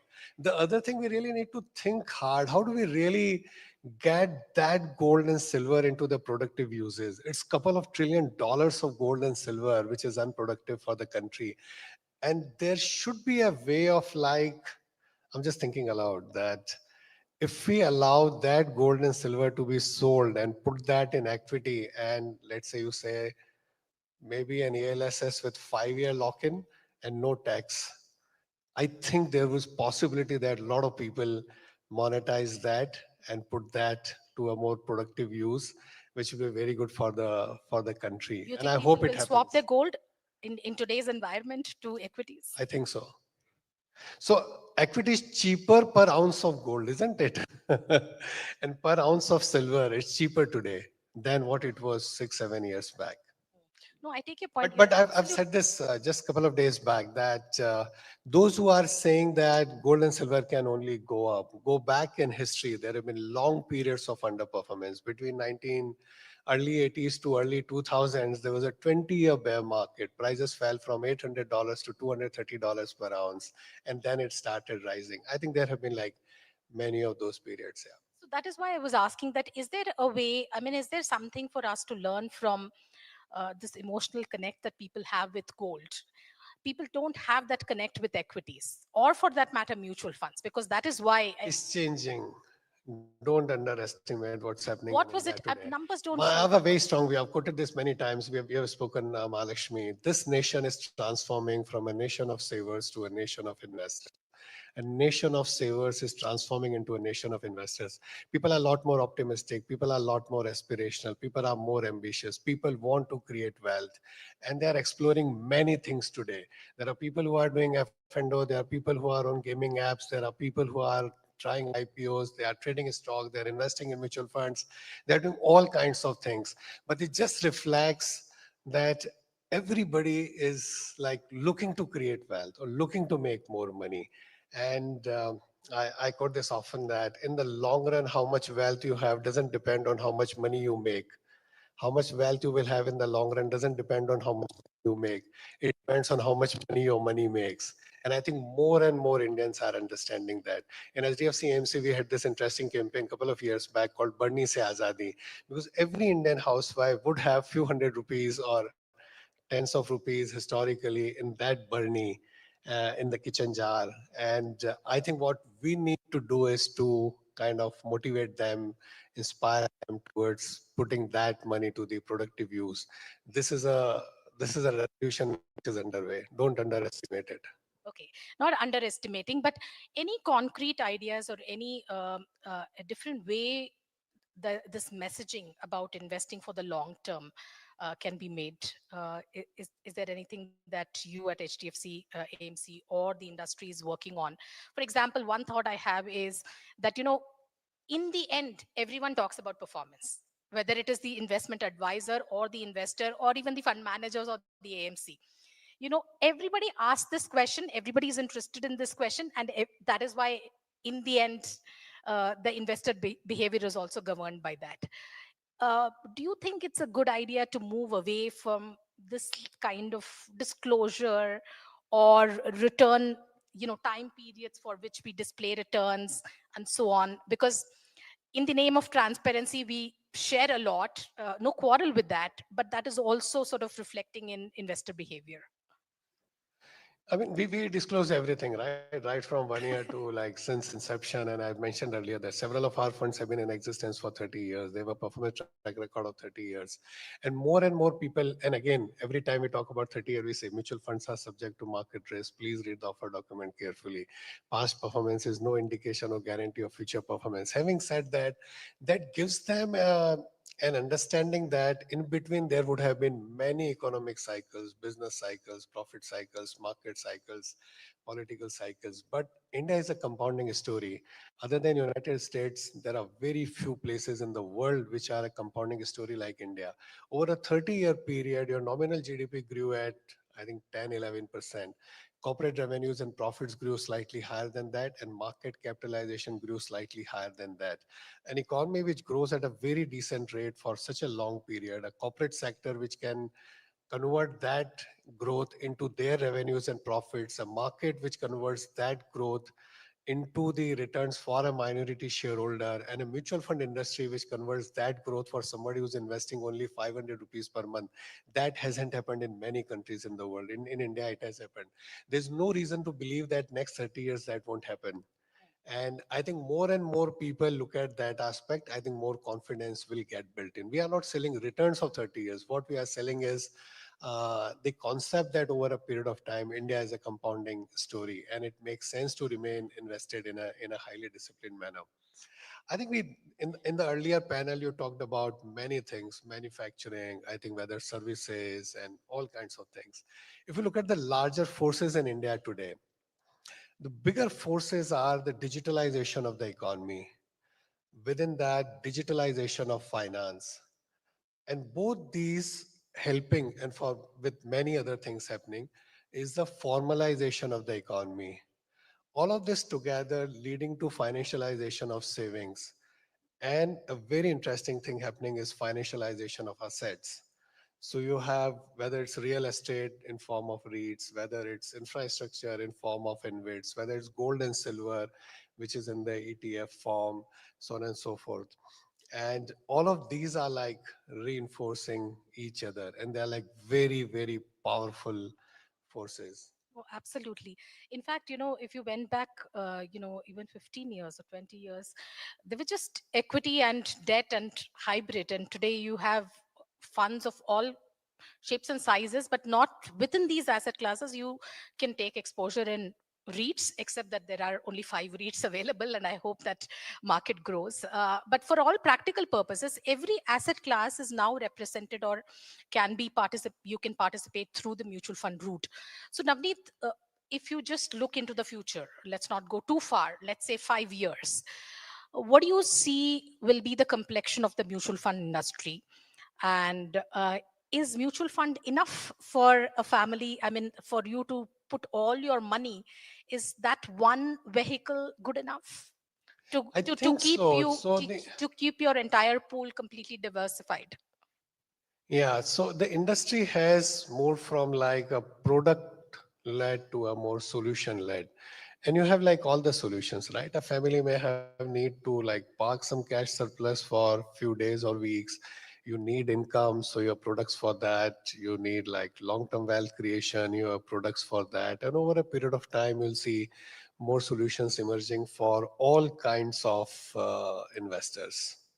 And how do you see these alternate, for example, now international investing through gift cities coming up? We spoke about the SIF category that has come up. SEBI has, the taxation around REITs has been revisited. How do you see these pockets really growing? And how do you see the overall composition of the industry itself changing over the next 5 years? So sure, I mean, we are the fourth largest economy in the world, fourth or fifth largest market in the world. This is an entrepreneur driven economy rather than an estate led growth like some of the other places. All of these markets will grow tremendously. Several times I mentioned that there are striking parallels between 1980s in US and now in India as far as asset management and wealth management industry is concerned. You can go and see the playbook. You can go and see the growth of various segments. So everything will grow here. Active funds will grow, passive funds will grow, private equity will grow, venture capital will grow, real assets will grow. I mean, you will see like growth in almost all of these segments the way you have seen in US from 1980s onwards. Okay, I take that everything will And the grow, but today, international you thing look at. also, and international also. I tell you interesting about international. So in before early 70s, the US institutions were not investing outside US. And then all the classical theories that don't put all your eggs in one basket, you need to have international diversifications. Over a period of time, they started diversifying quite a bit. I mean, quite a bit meaning still because US has always been a large part of the global market, but still within that they started diversifying. But for 30 or 40 years now, anybody who diversified internationally has underperformed because the US markets have ended up outperforming. Having said that, there would be need. A lot of Indian investors would like to take exposure to other markets than India, and I'm sure there would be products, and Gift City is a good vehicle. Yeah. So how do you will these new categories, could they become 50% of the AUM in the next 5 years? Do you see something What new dramatic? categories like I'm your? saying, for example, gold ETFs. Can they be a really big? So Because right now momentum is with gold and silver. Of course, they corrected it will also, be so a I'm not dream so for the sure. industry because not that of our overall AUM.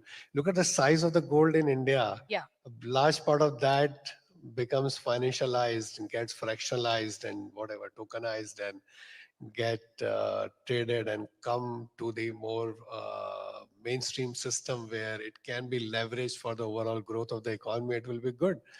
If you look at the household balance sheet in India, 50% is real estate, 15% is gold, 15% is bank deposits, equities is less than 6%. This number was 2.5% 10 years back. So 2.5 has only gone to now a little over 5%. That has a much longer way to go. And on a lighter note, whenever people ask me about the future of alternatives, I say that the whole country has invested in alternatives, which is real asset and gold. The mainstream traditional asset class equity, they are yet to invest. No, I take your point on growth, but the reason I'm asking you this question is because today, if you just look at the macro picture, market cap to GDP for India is 130%. I mean, it's the highest in the world. So it should tell you something about where we are in the equity markets. And are we, by sort of saying that, okay, now we have 6% or 7% of households invest in mutual fund, but 20% are in financial markets. Um, is this a point where that we need to pause and look at other asset classes, which, all these years we have been, our mindset is to think that, equity will do well in India. But today, with the market cap to GDP at 130%, is there a need to sort of temper that kind of optimism? So there are opportunities across asset classes. So we talk about mutual fund AUM growing as a percentage of bank deposits over the last 10 years. But between 2016 and now, fixed income and money market AUM as a percentage of bank deposits has actually gone down. Bank deposits have grown faster than the fixed income and money market AUM in India. But that shouldn't have been the case. I mean, the same forces that I talked about earlier. No, it's same. It's still it's a lot more convenient and efficient as far as mutual funds are concerned. So there are like lots of avenues for the industry to grow. Okay. If you were to tell us, 2, 3 thoughts around what is it that you wish the industry did differently? Is there anything that you feel concerned about and you wished that it changed? No, I'm very happy that your title is Decoding Purpose, Product, and Tech, right? For the conference. Yeah. Putting purpose ahead of everything else. This is very critical. And in the last, like in Mumbai, we discussed, this is the most noble profession in the world. This is the most noble profession in the world when you're dealing with somebody else's money. And that purpose has to be at the center of everything that we do. Client services is the only patent that an organization can have. And as far as we remain highly focused on that, everything else will fall in place. India is an incredible compounding story. You aren't seen nothing yet. We are going to be the most, how do I put it? India will create an economic miracle which is unparalleled in human history, because our growth will be more democratic, more inclusive, more equitable, and more sustainable. Not many countries in the world have achieved something like that in this century. But I think the opportunity for us is very large. At the same time, we have to ensure that we keep building the trust of the investor, trust of the ecosystem. We get every business gets a license to do business from the society. We have to constantly keep thinking, what is the social utility of my business? What is the social utility of my industry? And as long as I'm adding value to the society, society will give you a license to make reasonable revenue and profits, and will give you the avenue for growth. I think the only one thing we have to remain focused is we don't do anything which breaks the trust of the investor. I've seen 92 bull market. I've seen 85. I've seen 92. I've seen 99, 2000. I've seen the 2007, 8. I think at various points in time there would have been something in the capital market which led to maybe wavering of that trust. What we need to ensure this time is we don't do anything which makes trust wavering of the investors. The opportunity is so large. We've still got 5.5 crore investors. Imagine where we can be in 10 and 20 and 30 years time in our lifetime. True that. On that supremely optimistic note, thank you so much, Navneet. As usual, pleasure talking to you.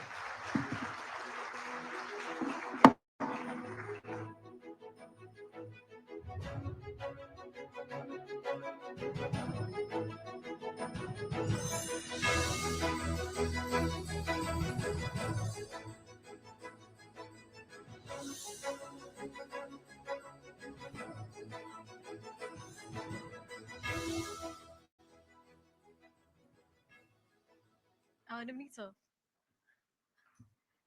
Thank you so much, Mr. Manoj, for those inspiring insights, but requesting you to please join us on the stage for the next round of felicitations. Thanks again, ML, for guiding this discussion. But yes, now let's take a moment to honor the achievers who are shaping the culture of systematic investing and driving the innovation in the mutual fund industry. So our next recognition for the SIP champion South Zone for highest number of systematic transactions for PhonePe Wealth Broking. PhonePe Wealth has brought SIP investing right into the fingertips of millions, combining a seamless digital experience with a strong focus of financial inclusion. And they are the true pioneers encouraging disciplined investing and long-term wealth creation. So I'd like to invite Shiva Sai, Kiran Kumar, Sanapal, and Nilesh Nayak on the stage to accept this offer.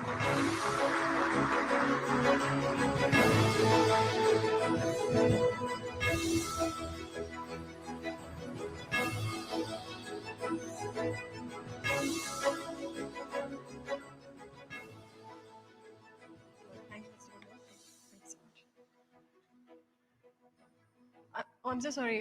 Mr. Manoj, sir, there's another round of felicitation. I'm so sorry. Right, congratulations to the entire PhonePe team on this well-deserved recognition. But yes, now it's time to recognize the emerging talent with the young achiever, South Zone, and the recognition goes to Sanjana Ramesh. Sanjana is a dynamic young professional making some remarkable strides in the mutual fund distribution. Her client-focused approach, ability to simplify financial concepts for new investors and fresh perspectives truly set her apart.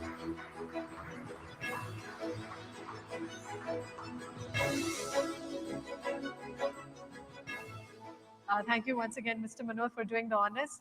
But yes, life story is of resilience, renewal, and the spirit to begin again. A reminder that every milestone is built on the strength of perseverance. But yes, before we move on to our next session, let's take a look at how HDFC Mutual Fund celebrates the power of hard work and new beginnings. ಈ ಜೀವನವು ಕಂತುಗಳಿಂದ ತುಂಬಿದೆ. ಉದಾಹರಣೆಗೆ ಮೊದಲ ಕಂತು ನಮ್ಮ ಭಾವನೆಗಳದ್ದು. ಈ ಕಂತು ನಿಯಂತ್ರಣದ್ದು, ಪ್ರಕೃತಿಯ ನಿಯಮಗಳದ್ದು.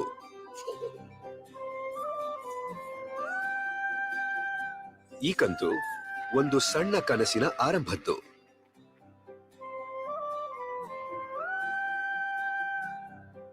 ಈ ಕಂತು ಸಣ್ಣ ಹೆಜ್ಜೆಗಳ ಉತ್ತೇಜನದ್ದು.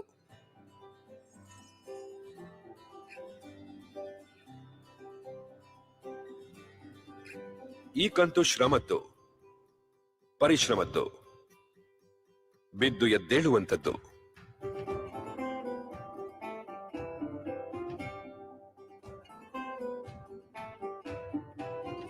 ಮತ್ತೆ ಈ ಕಂತು ಪ್ರಾರ್ಥನೆಯದ್ದು, ಆಶೀರ್ವಾದದ್ದು.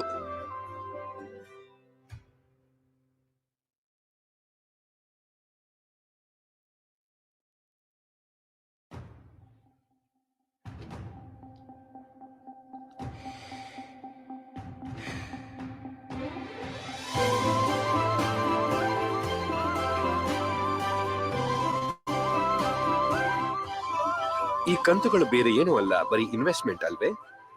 ಇದನ್ನು ನಾವೆಲ್ಲರೂ ಮಾಡುತ್ತೇವೆ, ನಮ್ಮವರ ನಾಳೆಯನ್ನು ಇನ್ನಷ್ಟು ಉತ್ತಮವಾಗಿಸಲು. ಹಾಗೆ ನೋಡಿದರೆ ನಾವೆಲ್ಲರೂ ಇನ್ವೆಸ್ಟರ್ಸ್ ಅಲ್ವೇ? ಜೀವನ ಜೀವಿಸುವ ಶೈಲಿಯೇ ಎಸ್ಐಪಿ. ಹಾಗಿರುವಾಗ ಜೀವನಕ್ಕಾಗಿ ಎಸ್ಐಪಿ ಏಕೆ ಇರಬಾರದು? ಜೀವನಕ್ಕಾಗಿ SIP.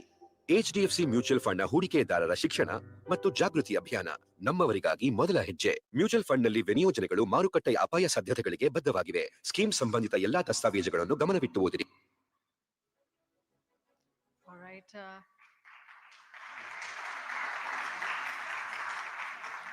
All right, now let's take a closer look at what drives investor behavior and the factors that shape long-term investing habits.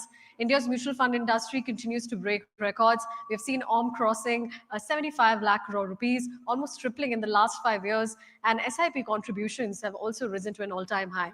Clearly, India's investors are embracing this consistency and the long-term thinking. But what motivates this conviction? How do awareness, belief, and disciplined behavior combine to create sustainable investing habits? To guide us through this fascinating discussion, joining me on stage is Mr. Akhil Chaturvedi, Executive Director and Chief Business Officer of Motilal Oswal. Please give him a huge round of applause.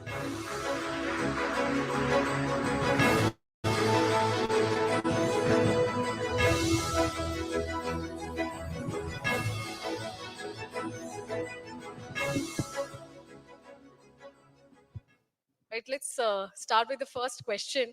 Of course, we've seen SIPs hitting all-time new highs. So what is driving this retail investor participation, and how important do you think it is for the long-term growth for the industry? So of course, uh, I think a lot Navneet has already spoken about, what's driving, but clearly, ever since 2016, I would say over the last 10 years, more specifically after demonetization, there has been this, incremental shift, or what we talk about financialization of savings, where people have been moving their assets from cash to bank and bank into mutual funds and mutual funds through SIP. So this trend of investing in mutual funds, SIPs to create wealth, I think is becoming more and more acceptable. And what I feel is that the experience of investors over the last decade has been pretty good. More specifically, over the last 5 years, broadly, investors have made good returns, right? And there is a chain effect. So as more and more people are making more money, and then there are the neighbors who are watching them, and then they are piling up. I think that is the first thing. Second, I think clearly investing in fixed income, adjusted for taxation and inflation, there is no net real return. uh, Real estate takes away 50-60%. Largely it is your home. Gold of course has done well in the last 1 year. Things are changing there, so I have different thoughts there. But people have understood that if really you want to add 3-4% to your purchasing power so that you can achieve your long term goals, I think you can't achieve that without going into equities. And then there are certain do's and don'ts of equities. You need to be a long term investor. You need to invest regularly. You need to go through the ups and the downs. In fact, what we have been seeing, that people have understood that when you go through downs, you should double up, so you should double down on your investments. So we are not seeing, every time there's a correction, we don't see investors running away. We are seeing more investors actually coming inside or adding to their SIP book. So I think people have understood that yes, you need to have equities, whatever percentage. Some may be having 10, 20, 40, 50, whatever. Need to look at long term. And clearly people, investors are also seeing this whole optimism, which again Navneet was talking about, the positivity of India. We are talking about Amrit Kal in the next 25 years, developing to developed economy. As the economy will, get into the developed kind of a status, there'll be enormous wealth creation, which will happen out here, and I'm sure everybody wants to participate in that. So I think combination of all of these things, good experience, need for creating a lot of wealth, faith in our country, faith in our economic growth journey, all of these things are, I think, are driving investors to move towards equities. And what better way than mutual funds? Akhil, I'll get to the SIP stoppage ratio. It's still above 70%, and though it has come off from the peak high levels.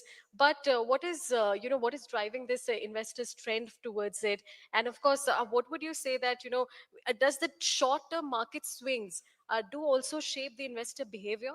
And what would you argue on this? I think we are going through an evolution. Investors have gone through an evolution. Like I said, there was a phase when markets used to fall, and we used to immediately see termination of SIPs, redemptions of your from your mutual funds.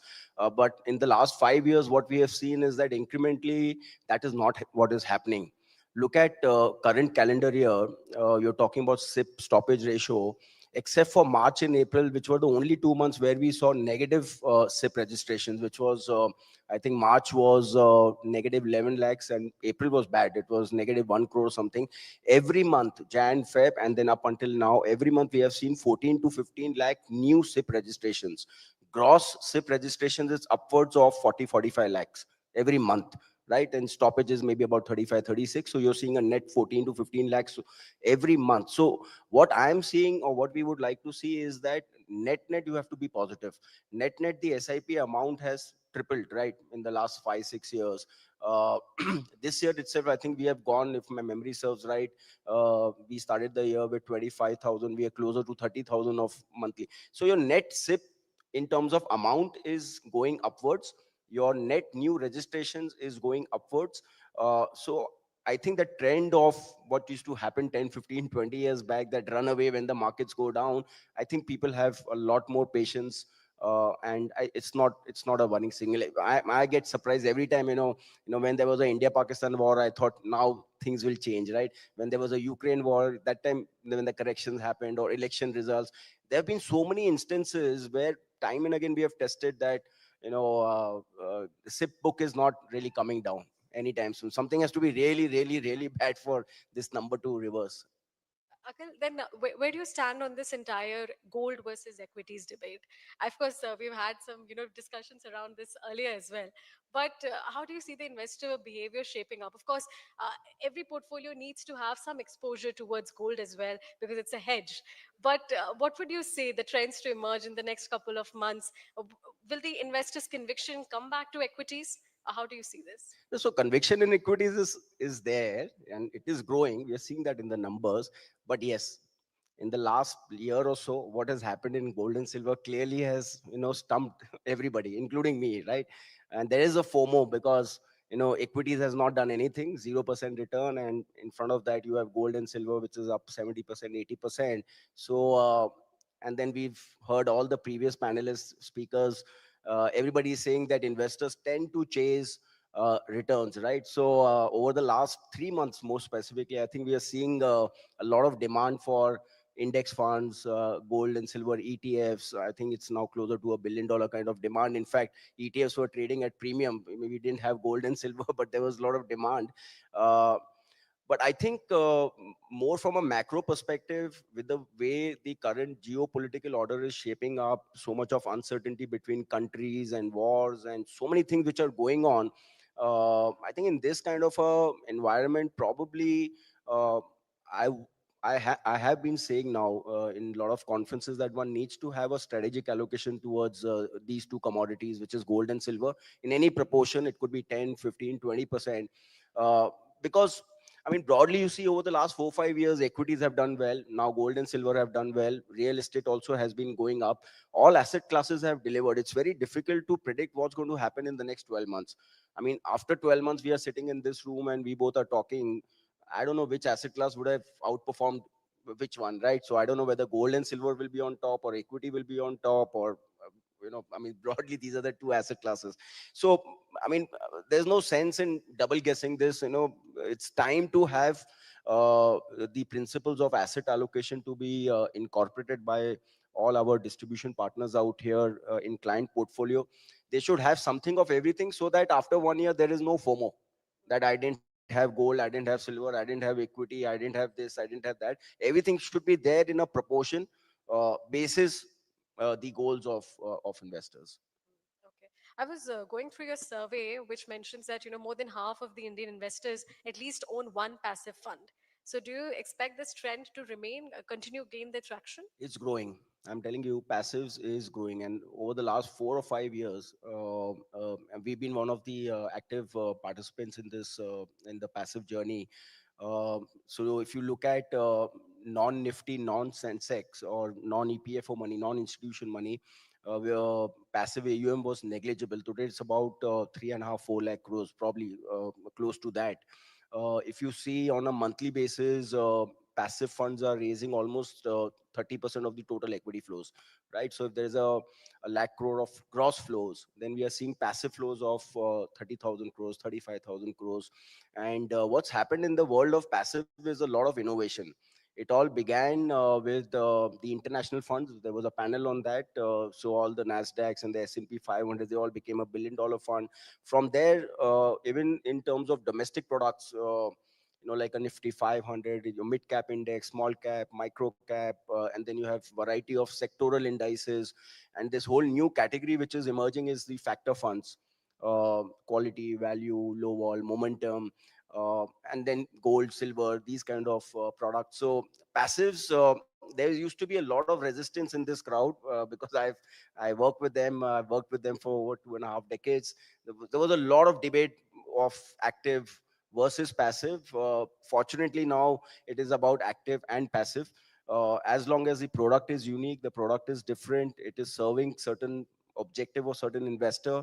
I think that is becoming more prominent than this whole thing of active versus passive. There are many products in our house where we feel we cannot do a good job in active, we do passive, right? So what we can, where we feel we cannot provide alpha, we give beta, right? And where we feel we can give alpha, we launch active products. Okay. But we did see in the month of September that mid and small cap funds have the inflows in there have seen highest inflows. But if you look at thematic funds, there the inflows have moderated. So how do you juxtapose this, growth versus thematic bets argument? So thematics typically I mean, thematics tend to do very very well in very very tailwinded markets. When markets are really roaring and the returns are like 20, 30, 40%, that is the time investors risk appetite really hits the roof. And those are the times when sectoral funds and thematic funds really get into the vogue. Uh, I mean, obviously, last 12 months have not been very kind for the market. So we've seen the slowdown of flows in the thematic side. I think whatever flows we are seeing on thematic is the bunch of few NFOs which have happened. But I would say that thematics have their own place in the fund manager panel. When we were hearing them, I think they spoke that defense is a good long term theme, or consumption is a good medium to long term theme. And so apart from your diversified portfolios, if you believe in two or three very big opportunities in terms of themes, there's no harm actually to participate in those themes, whether it's manufacturing, consumption, whether it is defense, or whatever it may be. But yeah, I mean, these kind of markets, probably thematics and sectorals will slow down. And in very very bullish markets, risk appetite is very high. That time, these funds, last year we've seen the numbers, right? Crazy numbers. Okay, so you have some products in the alternate space as well. So how do you see the trends going from here? And of course, how do they stack up against the traditional mutual fund products that you have? So alternates have been, I mean, on a lower base, alternates have been growing at a higher compounding or higher percentage. The rate of growth for alternates have been higher compared to mutual funds. Uh, Obviously, because they are young, they are small, so the growth rates will be far higher. But I think with over 400 portfolio management services, and I think over 2025 AIFs, what we are seeing in the mass affluent, high net worth, super HNI, family office segment is clearly they want new ideas. They want products which are different compared to plain vanilla mutual funds like a large cap, mid cap, flexi cap, all of those things. So and they have enough money to take enough risk, right? I mean, on a portfolio of somebody is having a portfolio of 10 crores or 50 crores or 100 crores, is okay to invest, let's say 25, 30, 40% in alternates, as long as the product is different. And if you see the stats in terms of just look at AIFs, and you see category 1 and category 2 is actually dominating, which is the unlisted real estate, venture capital, all of these spaces, alternates. That's like 10 lakh crores out of 12 lakh crores of total AIF AUM. Cat 3 is about 2 odd lakh crores. So there's a huge demand for these days. There's a huge demand for unlisted. There is a huge demand for pre-IPOs. Even retail investors are actually buying unlisted stocks, etc. I mean, everybody, I mean, if you want to participate into real estate, it's not that you keep buying homes all the time. You can simply put a small amount into a AIF and participate through a organized way. Private credit, so alternate to if you want high yields from fixed income, which is not possible in mutual funds nowadays. The high net worth is moving towards private credit. They are moving, like I spoke about, real estate or investment, high yield infrastructure funds, so on and so forth. So I think there is a big space, and at the pace the rich Indians are growing, I think we have now 1.5 million Indians who have $1 million and more of net worth, right? So this this part of population is growing at a very fast pace, and this is where the demand is coming for alternates. And so we feel that yes, this is going to be a very interesting space, including now SIF, what has been launched, which is another new asset class which has got created. So I think this is going to be a very interesting space to watch out.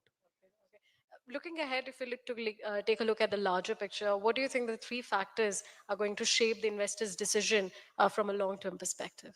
Sorry, I missed the first part. The three factors that will shape the investor's decisions going ahead.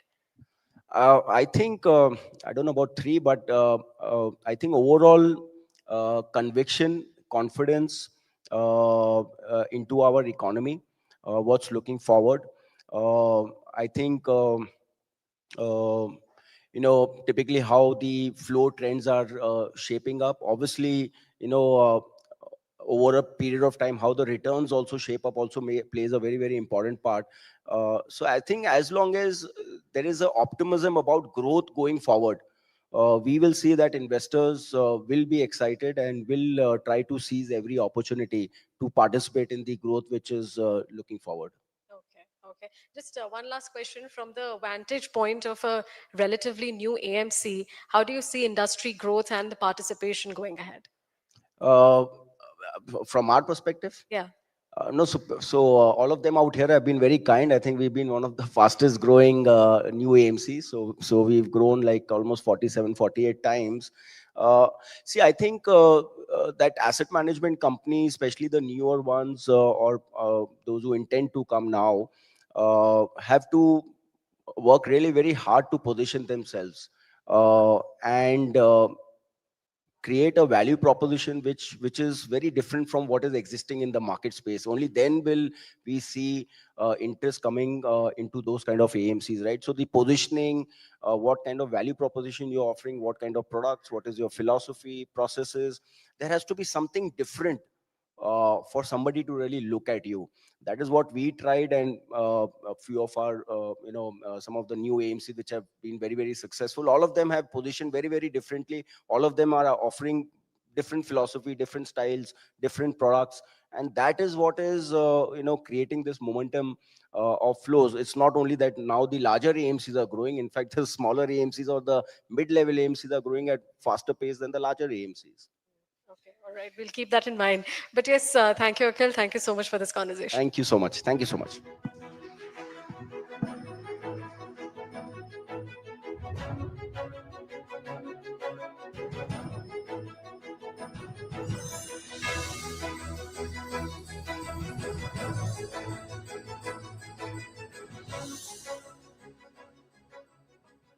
All right, thank you, Mr. Chaturvedi, for sharing such valuable insights as well. But let's shift focus to our next discussion, which is your technology, which is truly transforming the finance in India.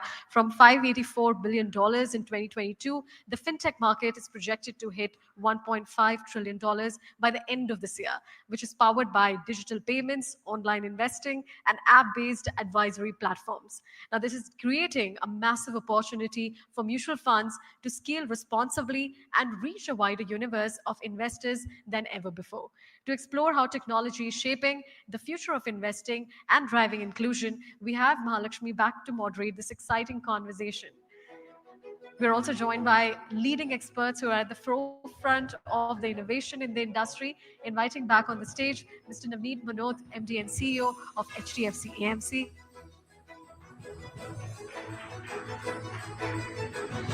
Vishal Jain, CEO of Zerodha Fund House.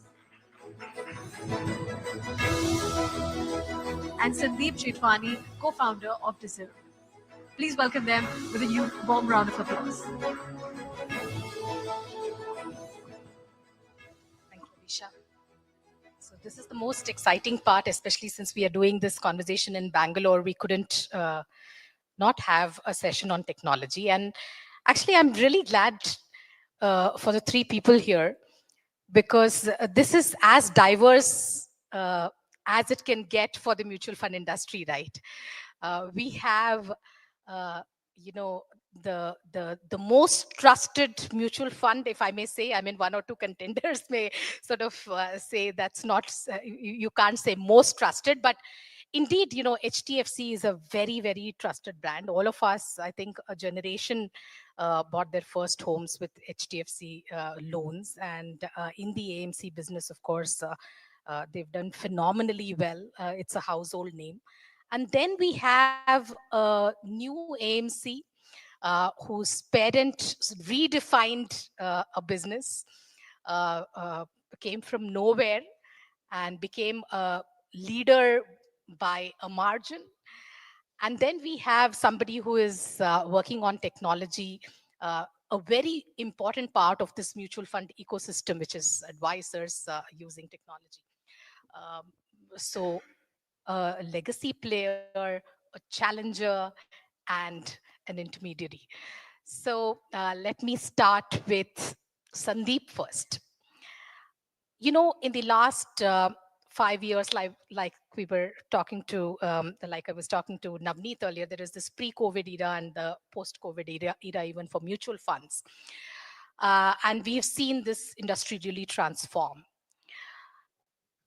And there are multiple factors, investor behavior, ease of technology, ease of, onboarding and stuff like that.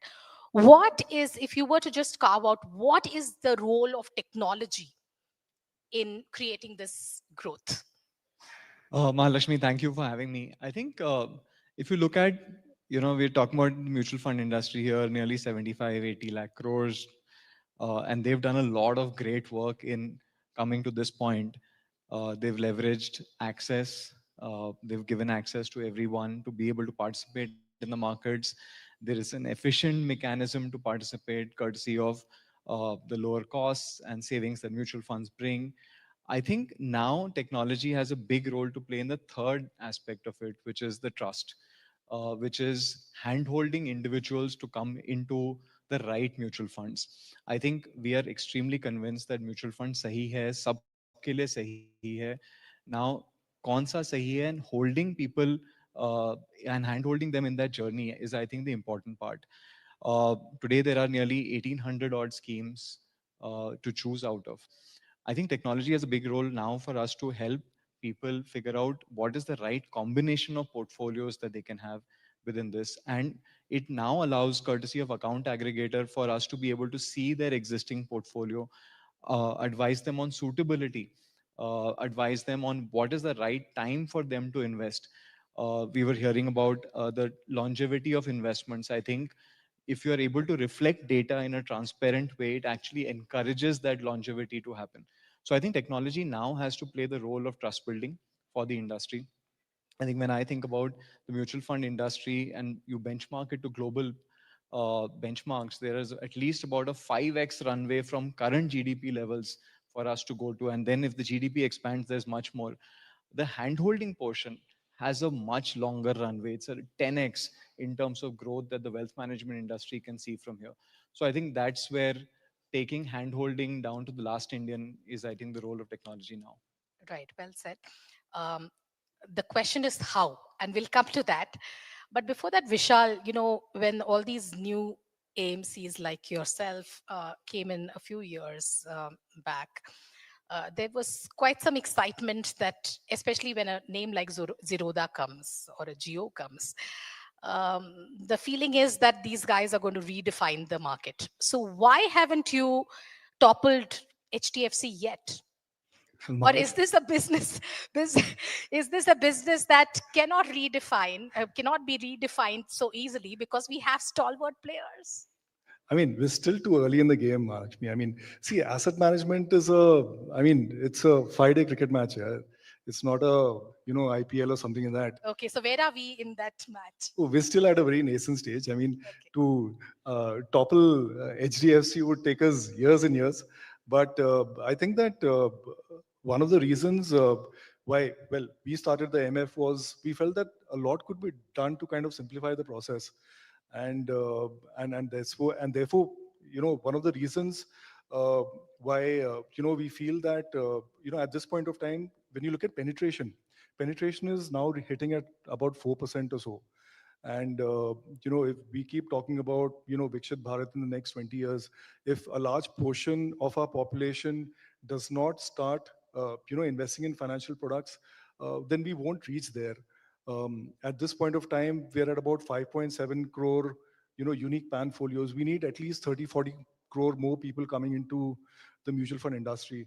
And therefore, I think that, there are many ways through which this can happen. I mean, all modes of distribution is something that will help us reach that number. But when you look at India as a country, I mean, the biggest problem that India has is the sheer number of people that you have. And it's only technology that can help you reach out to, those many people in terms of having simplified processes, having simple products, having simple journeys, and basically talking in a very, dumbed down manner to be able to get more and more people to kind of start using mutual fund products. Sure. Navneet, so, from the vantage point that you are sitting in, what do you think is the role of technology in accelerating growth or scaling this whole industry? Because sitting in Bangalore, we all, even sitting in Bombay, I mean, we're always excited about technology redefining so many things, right? But when you start to think about it, portion by portion, there are some things that just take time, and definitely the investment industry is not something that you can sort of, it's not like a speed game, or it's just not about onboarding a lot of people. It's not just about a lot of things that perhaps worked for broking. uh, Realistically speaking, what is the role of technology and where does it take us from here? So first of all, thank you for calling us the most trusted brand and the most trusted AMC. And always say that size and stability doesn't guarantee you that trust. Over a period, you also need to ensure, apart from the fact that you need to be purpose driven, you need to be nimble and agile, because market environment is constantly evolving, it's constantly changing, and you have to adapt to the new reality, and that is what the group has done. Uh, Technology has played a very big role in the growth of our industry. And if we'll go back like 30, 35 years, so I started with and saw the open outcry system, and we moved to like online trading. What a transformation it was! Very difficult to even explain to you what a change it was. We saw like physical certificates to dematerialization. What a technological transformation that was.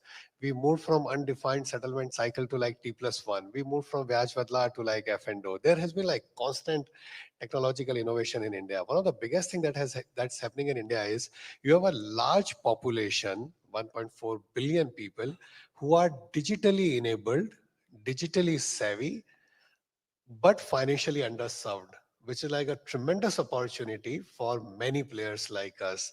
Your population, which is digitally enabled and digitally empowered, and they are financially underserved. On that, with a sense of purpose, what Prime Minister did in 2014 was the Jan Dhan Yojana. After several decades of bank nationalization and many other efforts, we couldn't get like even half the population having a basic bank account.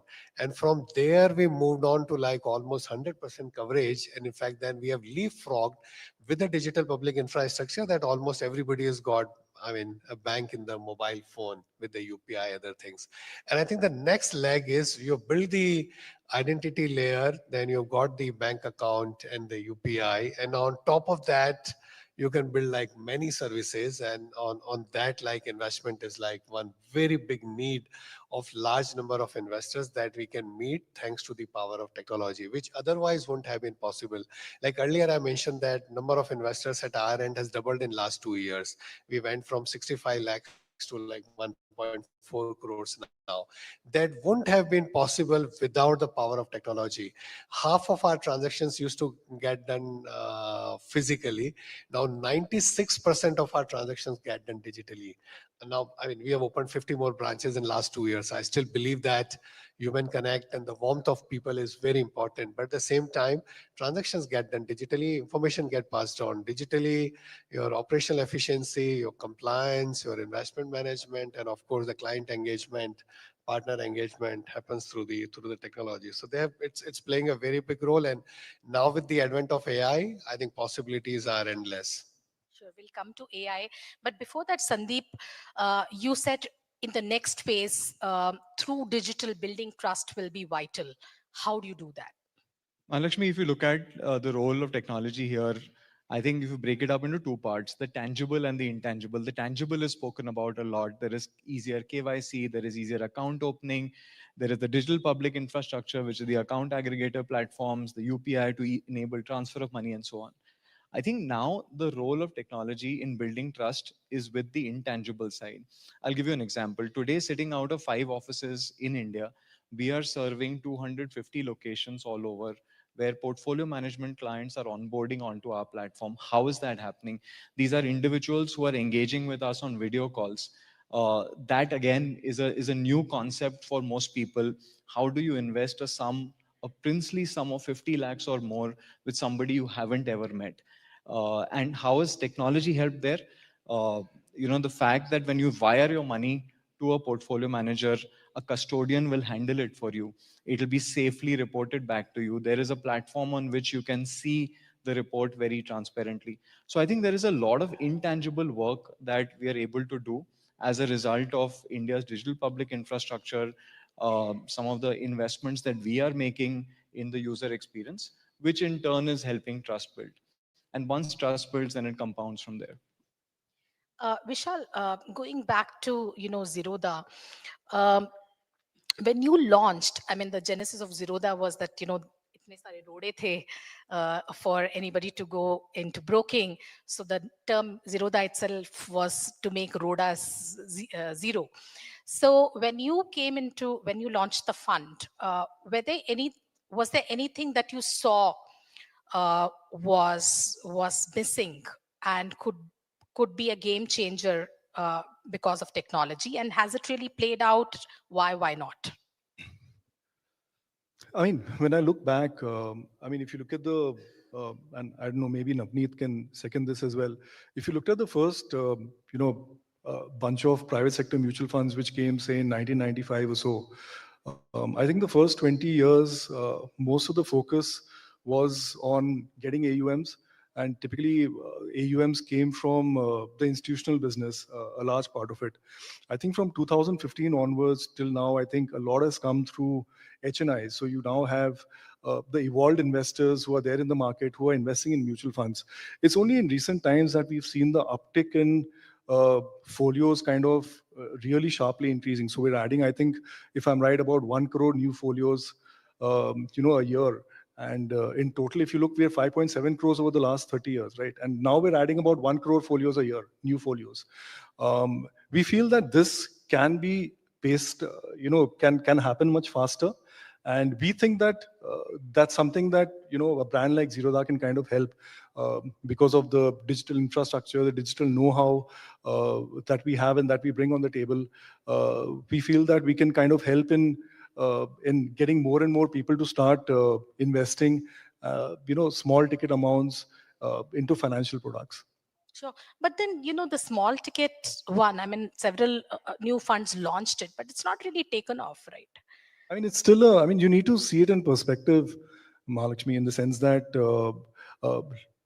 look at, okay, I can talk about kind of passive investing because it's something which is a space which is very close to me. If you look at the year 2020, the total AUMs in ETFs were about 1.5 lakh crore. And there were about 20 lakh investors who were there. Today, that's become 2 crore in 5 years.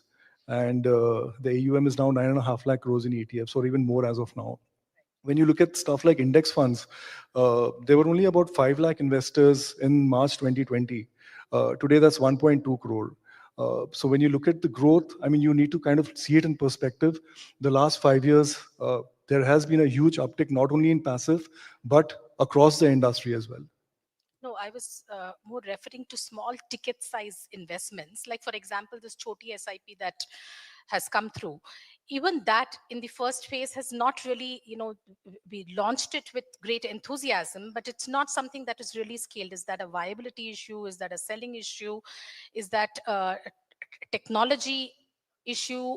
What do you think is missing, and how can we cover that with technology?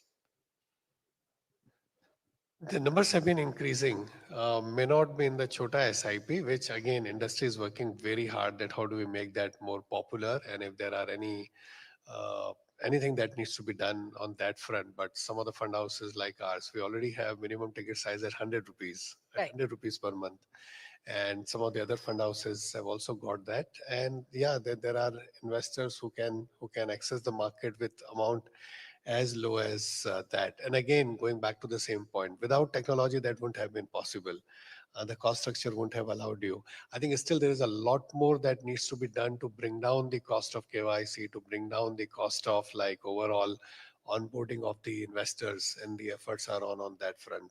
Okay, so it's more a cost issue you're saying, or the investor journey. How does that I think happen? How do you sell? How do you get them many excited? things at play for variety of reasons. As I mentioned earlier, for decades we could not provide like a bank account to everyone, and then when several things got made easier, the same thing is with the telecom penetration, right? I think the ease of KYC and some of those things led to millions joining the mobile phone revolution within few months.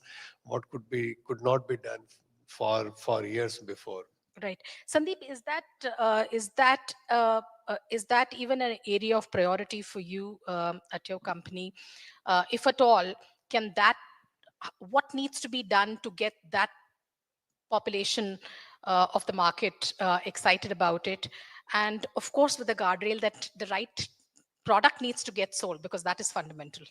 Mahalakshmi, I'll answer the question from Deserve's point of view. The first is that we are still in the journey of building trust. You Right. said the most trusted AMC is sitting here. We have to traverse that journey in the time forward. And when we do that, we start with a certain segment of clients, Right. and then we over time be able to demonstrate value to more people. That is one part. The second part is to be able to enable people to come into this ecosystem in a handheld manner. There potentially needs to be reduction of cost of execution of every transaction. And India is going through that journey. Today we have between 35 to 40 crore individuals using UPI, right? Going back in time, the cost of doing a 100 rupee transaction online was very high. Today it is much, much, much lower. And therefore this is happening. I think as some of those benefits come into the investing ecosystem, companies like us will be able to serve in a handheld manner more Indians. So I think it's both a journey of where we are at and the intersection of where the country's infrastructure on the digital side will get to. Fair enough. Navneet, if you were to have, call out one digital lever that you think can be transformative for HDFC AMC or a player like you, what would that be? Is there anything that you wish for or working towards? I think for almost everyone, AI is transformational. What you can do in terms of on the investor education and awareness, on personalization at scale, what you can do on your operational efficiency, on using the RegTech for a lot more efficiency on the compliance side, whether in terms of I think almost on all aspects there are immense potential of like how to leverage AI and do many things possible. Yeah. Vishal, is there anything that is unique that you are building in terms of making the investor journey better, or making them more informed about their investment choices, bettering their investor behavior? Anything that Zerodha is working on uniquely? So one of the, important initiatives that we took was, to build an entire journey on WhatsApp, because we felt that, what are those few platforms, through which investors are already there or people are accessing those platforms. So the whole objective being that without somebody having to download another app or go onto another website, can we kind of use platforms to be able to kind of come closer to the investor. So WhatsApp is a journey that we kind of, worked on for the last 1.5 years. And this was something that we've done completely internally within the organization. It's something that has already gone through 3 different versions. And we're quite excited about, a kind of a platform like that, because just with about 2 or 3 clicks, you can actually just start an SIP or invest in a fund or track your investments in just one place. So these are some of the initiatives which we're taking.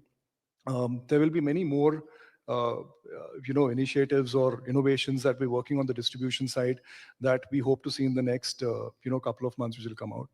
Right. Sandeep, how do you see these digital journeys actually working out? Because I asked this question because a lot of companies in India, which are digital native e-commerce space, uh, insurance sellers, all of them initially started with these digital journeys and then realized that, it doesn't scale beyond a point. You need a blended model or an omni-channel to support it. Do you think we are ready for a completely digital sort of sales setup? I think Mahalakshmi, the focus of any industry is the client or the customer that you serve.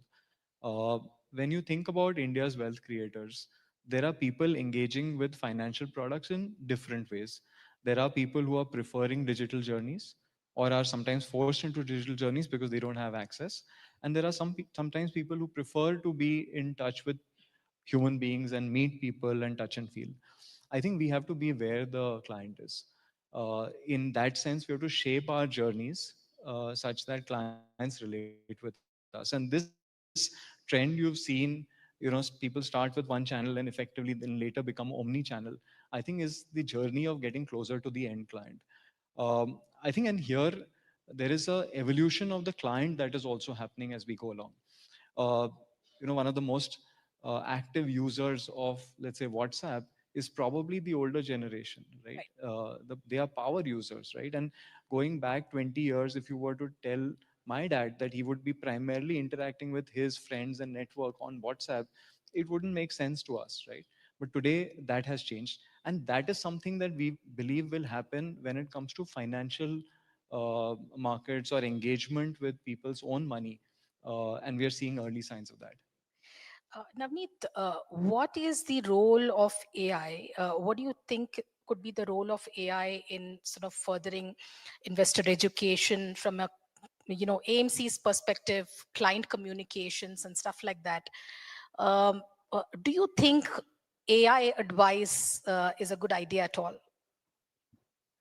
Are we at this stage? Because I know it's a little premature to ask this question, but I think in just a few months this is going to be a reality. Yeah, I think the bigger gain is to reach out to a much larger number of investors and think of scale by using the AI. For example, I mean, a bot which can answer any number of people simultaneously to like on any questions related to your products, or a client services bot which can answer the query instantly on anything pertaining to regulation, anything pertaining to any particular aspect, and also dealing with large amount of data wherever you do that. And so every organization has got structured data, but there's so much of unstructured data which is available, and making sense of all of that, there is tremendous potential for everyone to get a lot more smart on using the data and the analytics and using that at scale. True. I think the biggest thing is that when we send an email today to, let's say, all our partners, it's more or less similar, regardless of, let's say, their background. But what you can do is you can personalize to each and everyone. Yeah. True. These are all definitely desirable features. But Sandeep, do you worry about AI advice coming and completely disrupting your model or any distribution model? And I'm asking this question. It might sound a little funny, but we're I'm bowled over by the fact that you can put your groceries on ChatGPT and it could be a reality that it'll order and you will have your groceries at home. Through GPT. I mean, who could have imagined uh, even 1 month ago? So if you could buy, say, I am XYZ, this is my income, this is my, situation, and please tell me the best funds and also buy it for me. Uh, Mahalakshmi, not in the way we want it, but AI advice is already here. Clients are uploading brokerage statements, mutual fund statements, etc. on ChatGPT, Gemini, Grok already, and they're already taking guidance from there. Right now, whether they're acting on it, I don't know. Right, but I think AI will have the potentially the exact opposite effect, to my mind, of what we are all anticipating, which is the Jeffson's paradox playing out. What does that mean? As AI enables, like Navneet was saying, companies to become more efficient, RMs to be, enabled more, the institutional memory of a client to become stronger, there will be more RMs required, not less. And why is that? Because you will be able to serve individuals with lower ticket sizes. Today it is expensive to serve somebody with, let's say, 1 or 2 lakh rupees of investments and provide them holistic financial advice. But imagine a world where AI makes companies like us much more efficient. It enables us to track the communication of RMs. It enables us to ensure that there is no mis-selling happening. In that world, for us to be able to serve many more individuals will become possible. And at that point, I think the value for human engagement will become much, much more. So I am actually optimistic about how AI can enable human advice to propagate further. Sure. Quickly. Can I add? So I remember when internet came, like in 90s, when it became more pervasive, a lot of people said that business travel would go down because people will have the video conferencing. But that didn't happen. Business travel actually increased so much. Same thing with the YouTube and all. People thought that lesser number of people will go to concert. The concert economy is at an all-time high and it's likely to grow even more. I think the more the technology, the need for people interaction is not going to go down as long as humanity is alive. The more you are with the machine, the more you'll feel the need for a human interaction. Absolutely. And I hope that happens. I hope that wish and pray and hope. Several times I get asked that will distributors get disrupted by the AI, like as you said, that somebody will create a portfolio, but when the market goes down 4%, you need a shoulder. And that's where the role of the distributor or advisor would be. And ChatGPT won't take shouting from a client very easily, right? So we are standing for that. True, true, true. On that note, thank you so much. That's all the time we have this evening. Thank you so much, gentlemen.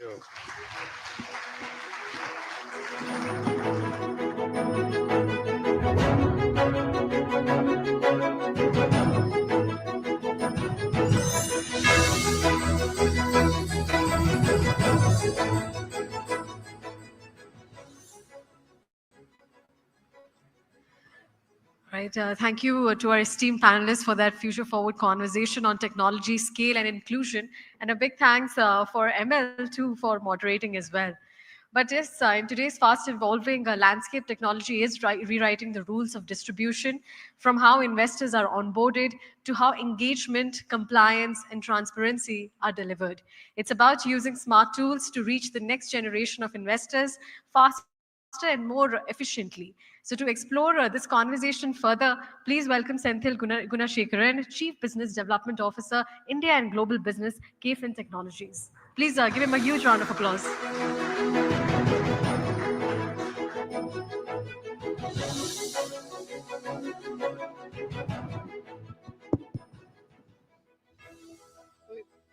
I'll start with the first question, Senthil. I mean, mutual fund distribution has changed in the last 5 years more than in the last 20 years. So what do you think is driving this acceleration? Is it regulation, technology, or investor behavior? First of all, thanks Moneycontrol team for giving us an opportunity. I am the outlier in the entire panelists who spoke before, because most of them from the asset management industry and we are the only service provider. So just to answer your question, many things have been spoken by the previous panel in terms of technology. So I'll not dwell too much on the technology part. See, as we see today's current statistics, there are close to about 1.7 lakh distributors in the country, in excess of 1.7 lakh distributors. And if you see, these distributors are not coming from top 8 metros. 50% of the distributors are coming from B30 cities. And today, if you see, the investors are coming across 19,000 pin codes across India. So it is not polarized towards top metros. It is very, very diversified across the strata of the society. And the important aspect to look at is like what the industry has seen. Like today, we are at like close to about 5.7 crore unique investors across the industry. Of this 5.7 crore investors, like 50% of the investors have come in the last 4-5 years. What the industry has seen over the last 40 years has happened over the last 4 years. And the interesting statistics is 70% of these investors who have come in are all less than 30 years of age. So which means definitely the investor interest is there, investor behavior has changed, and definitely technology is playing an important role. I would not say like whether regulation, technology, or investor preferences is going to determine. It's a confluence of all three factors which will determine the growth of this industry. Just to add on to that, like today, just before this panel, Navneet also talked about digital disruption. One thing I just want to talk about is in terms of digital maturity, which is digital adoption. If you see in this industry, as we speak, the digital maturity, we are still lagging behind our peers, especially banking or insurance or even retail. We are still 10 years behind in terms of what banking was, what retail was. But in terms of digital adoption, like the entire industry, like Navneet mentioned, HDFC has 96% of the transactions are happening digital. Whereas even if you take the entire industry, close to about 90% of the incremental transactions are happening through digital. So that shows the importance of technology. To answer to your question, yes, it's a confluence of all three factors which will determine the growth of this industry. Confluence of all three factors. But if you have to look at the most transformative technologies, so what are those which is shaping the fund distribution? Is it going to be AI, APIs, data analytics? What do you see? See, it again depends on different segments. Let me answer this question in two levers. One is the distribution community, another one is the asset management. These are the two levers which are driving the industry growth. If we talk about distribution, distribution also has different areas. Like one is the MFDs, which are catering to larger distribution community. Their requirements are completely different from a wealth management outfit or a family office. For example, today, for a mutual fund distributors, which we talked about 1.7 lakh distributors, very few have access to technology tools. So that's why like what service providers like us, we have created platforms for these MFDs where it's a multi-asset class platform where if a distributor beyond mutual funds, if you want to transact in NPS, if you want to transact in AAF, PMS, there is an aggregated platform which has been created for these MFDs. Secondly, it's the next segment of the distributors, which is the banks, the national distributors, boutique wealth outfits. Their requirements are completely different from what the normal MFD would look at. Today, advanced analytics has become a core point of discussion, especially with the boutique wealth outfits. So when I say advanced analytics, I would bucket it into four different buckets. One is the descriptive analytics. So when I say descriptive analytics, it talks about your portfolio performance, relative performance, your correlation with other asset classes, cross correlation. All these things are descriptive analytics. The second bucket is the diagnostic analytics in terms of your compliance, limit monitoring, whether it's a security level, stock level. When you see at an aggregate portfolio level, how are you able to dissect the portfolio? That is one. And second, in terms of one thing which has been ignored in the industry, especially in the wealth management, is the risk analytics. Whether it is portfolio attribution, whether it is risk attribution, return attribution, or even value at risk analysis is not being widely used. So that is the diagnostic analysis. The third one is in terms of the predictive analytics, which is catching up globally. And even in India, there are various platform providers which are providing predictive analytics in terms of stress testing your portfolios, using various scenario analysis, and also having various tailored portfolios and bundled portfolios to meet the needs of investors. And the last segment is the family offices, which is single family offices or multi-family offices. Their requirements are completely different. So they are catering to global portfolio. So you need a multi-currency platform to cater to their needs. Portfolio aggregation across countries, across geographies is very, very important. So definitely all these things are very, very relevant for distribution community. And the second lever is the asset management companies. When I started my journey 20 years back in asset management, there were close to about 44 odd AMCs. Even still, we have close to about 44 odd AMCs. But the trend is changing. Today, if you see, at least a dozen of new AMCs are likely to get launched in the next 6 months. So whether they will have the might to spend on technology, today compliance, today if you take asset management industry, there are close to about 800 odd headline compliances which needs to be met. Whether it is operational compliance, whether it is technology compliance, whether it is investment compliance, investor compliance, there are umpteen number of compliances that needs to be met. For a new startup AMC, do they have the wherewithal to have this compliance monitoring platform? So these are certain things which we have created as a part of the new AMCs. So definitely the tech stack for distribution community is different. Tech stack for asset management is different. So we are catering across the spectrum. Okay, let's talk more about Ignite then. Because it has been faced as the next catalyst for the growth in the distribution phase. So how does this initiative reflect your approach to empowering and future-proofing the distributors? So one thing, Lavisha, is like I come from an asset management background. So I know the importance of distributors. So what we thought is like, since we have been adding more and more new asset management companies into RKT, what we realized is distribution is one community which has been ignored by the service providers. So we thought like we need to have a dedicated program for the distributors. So that's why this Ignite was launched.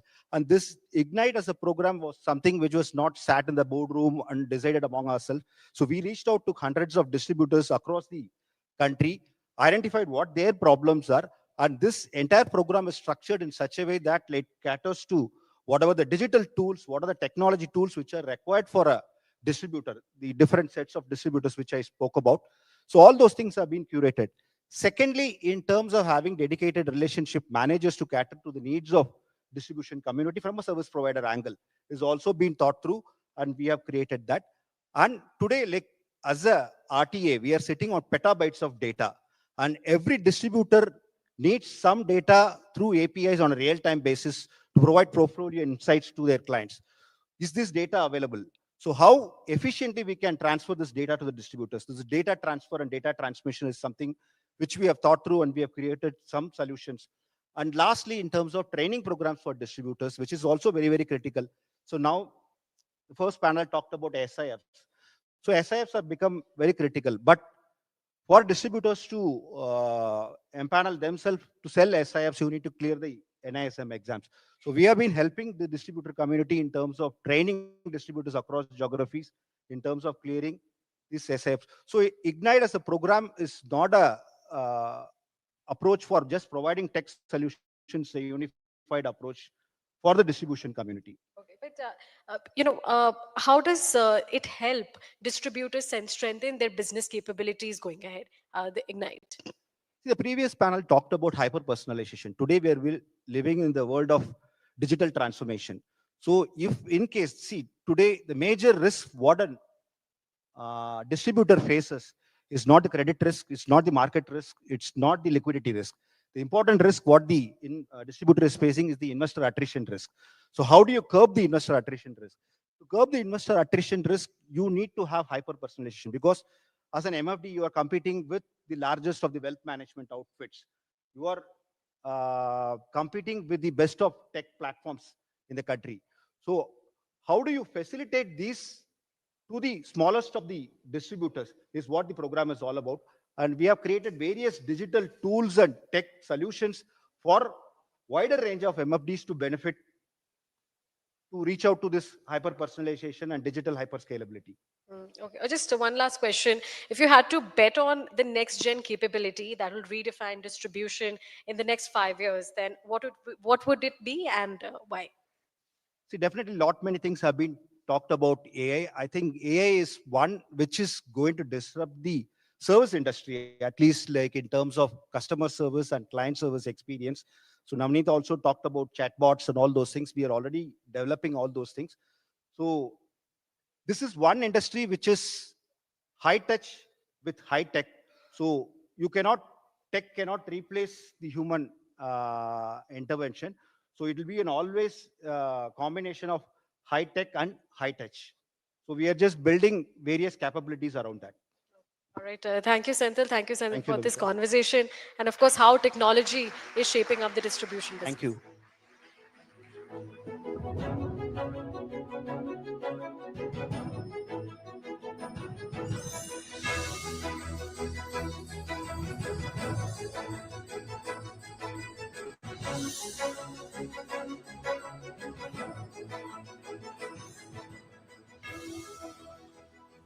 right. Thank you, Mr. Gunashekharan, for those sharp insights. And now we move on to our final set of felicitations, celebrating leadership and innovation in the world of investing. To do the honors, may I please invite on stage Navneet Manod, MD and CEO, HDFC AMC, with a big round of applause.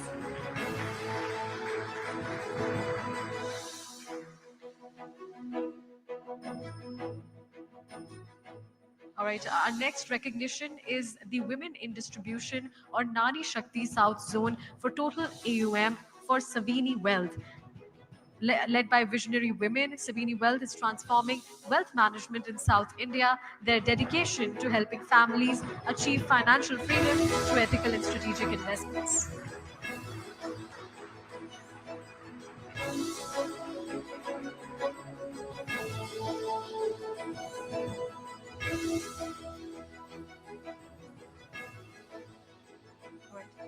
Moving on, our last category of the evening is FinTech Partner of the Year for highest AUM edition.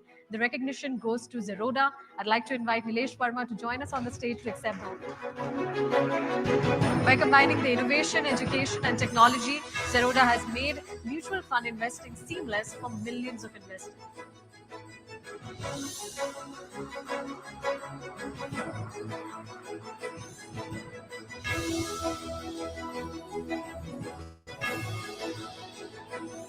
Thank you, Mr. Manoj, for doing the honors, and congratulations to all the winners tonight. Well, what an incredible evening it has been, from product innovation, purposeful investing, to digital transformation and technology-driven scale. Every session has shown just how dynamic India's mutual fund ecosystem truly is. A heartfelt thank you to all our speakers, moderators, and award winners, and to our partners, HDFC Mutual Fund, Axis Mutual Fund, KFin Technologies, Mirae Asset Mutual Fund, Motilal Oswal Mutual Fund, and Reliance Industries for making this summit a resounding success. Thank you, Bengaluru, for your enthusiasm and energy.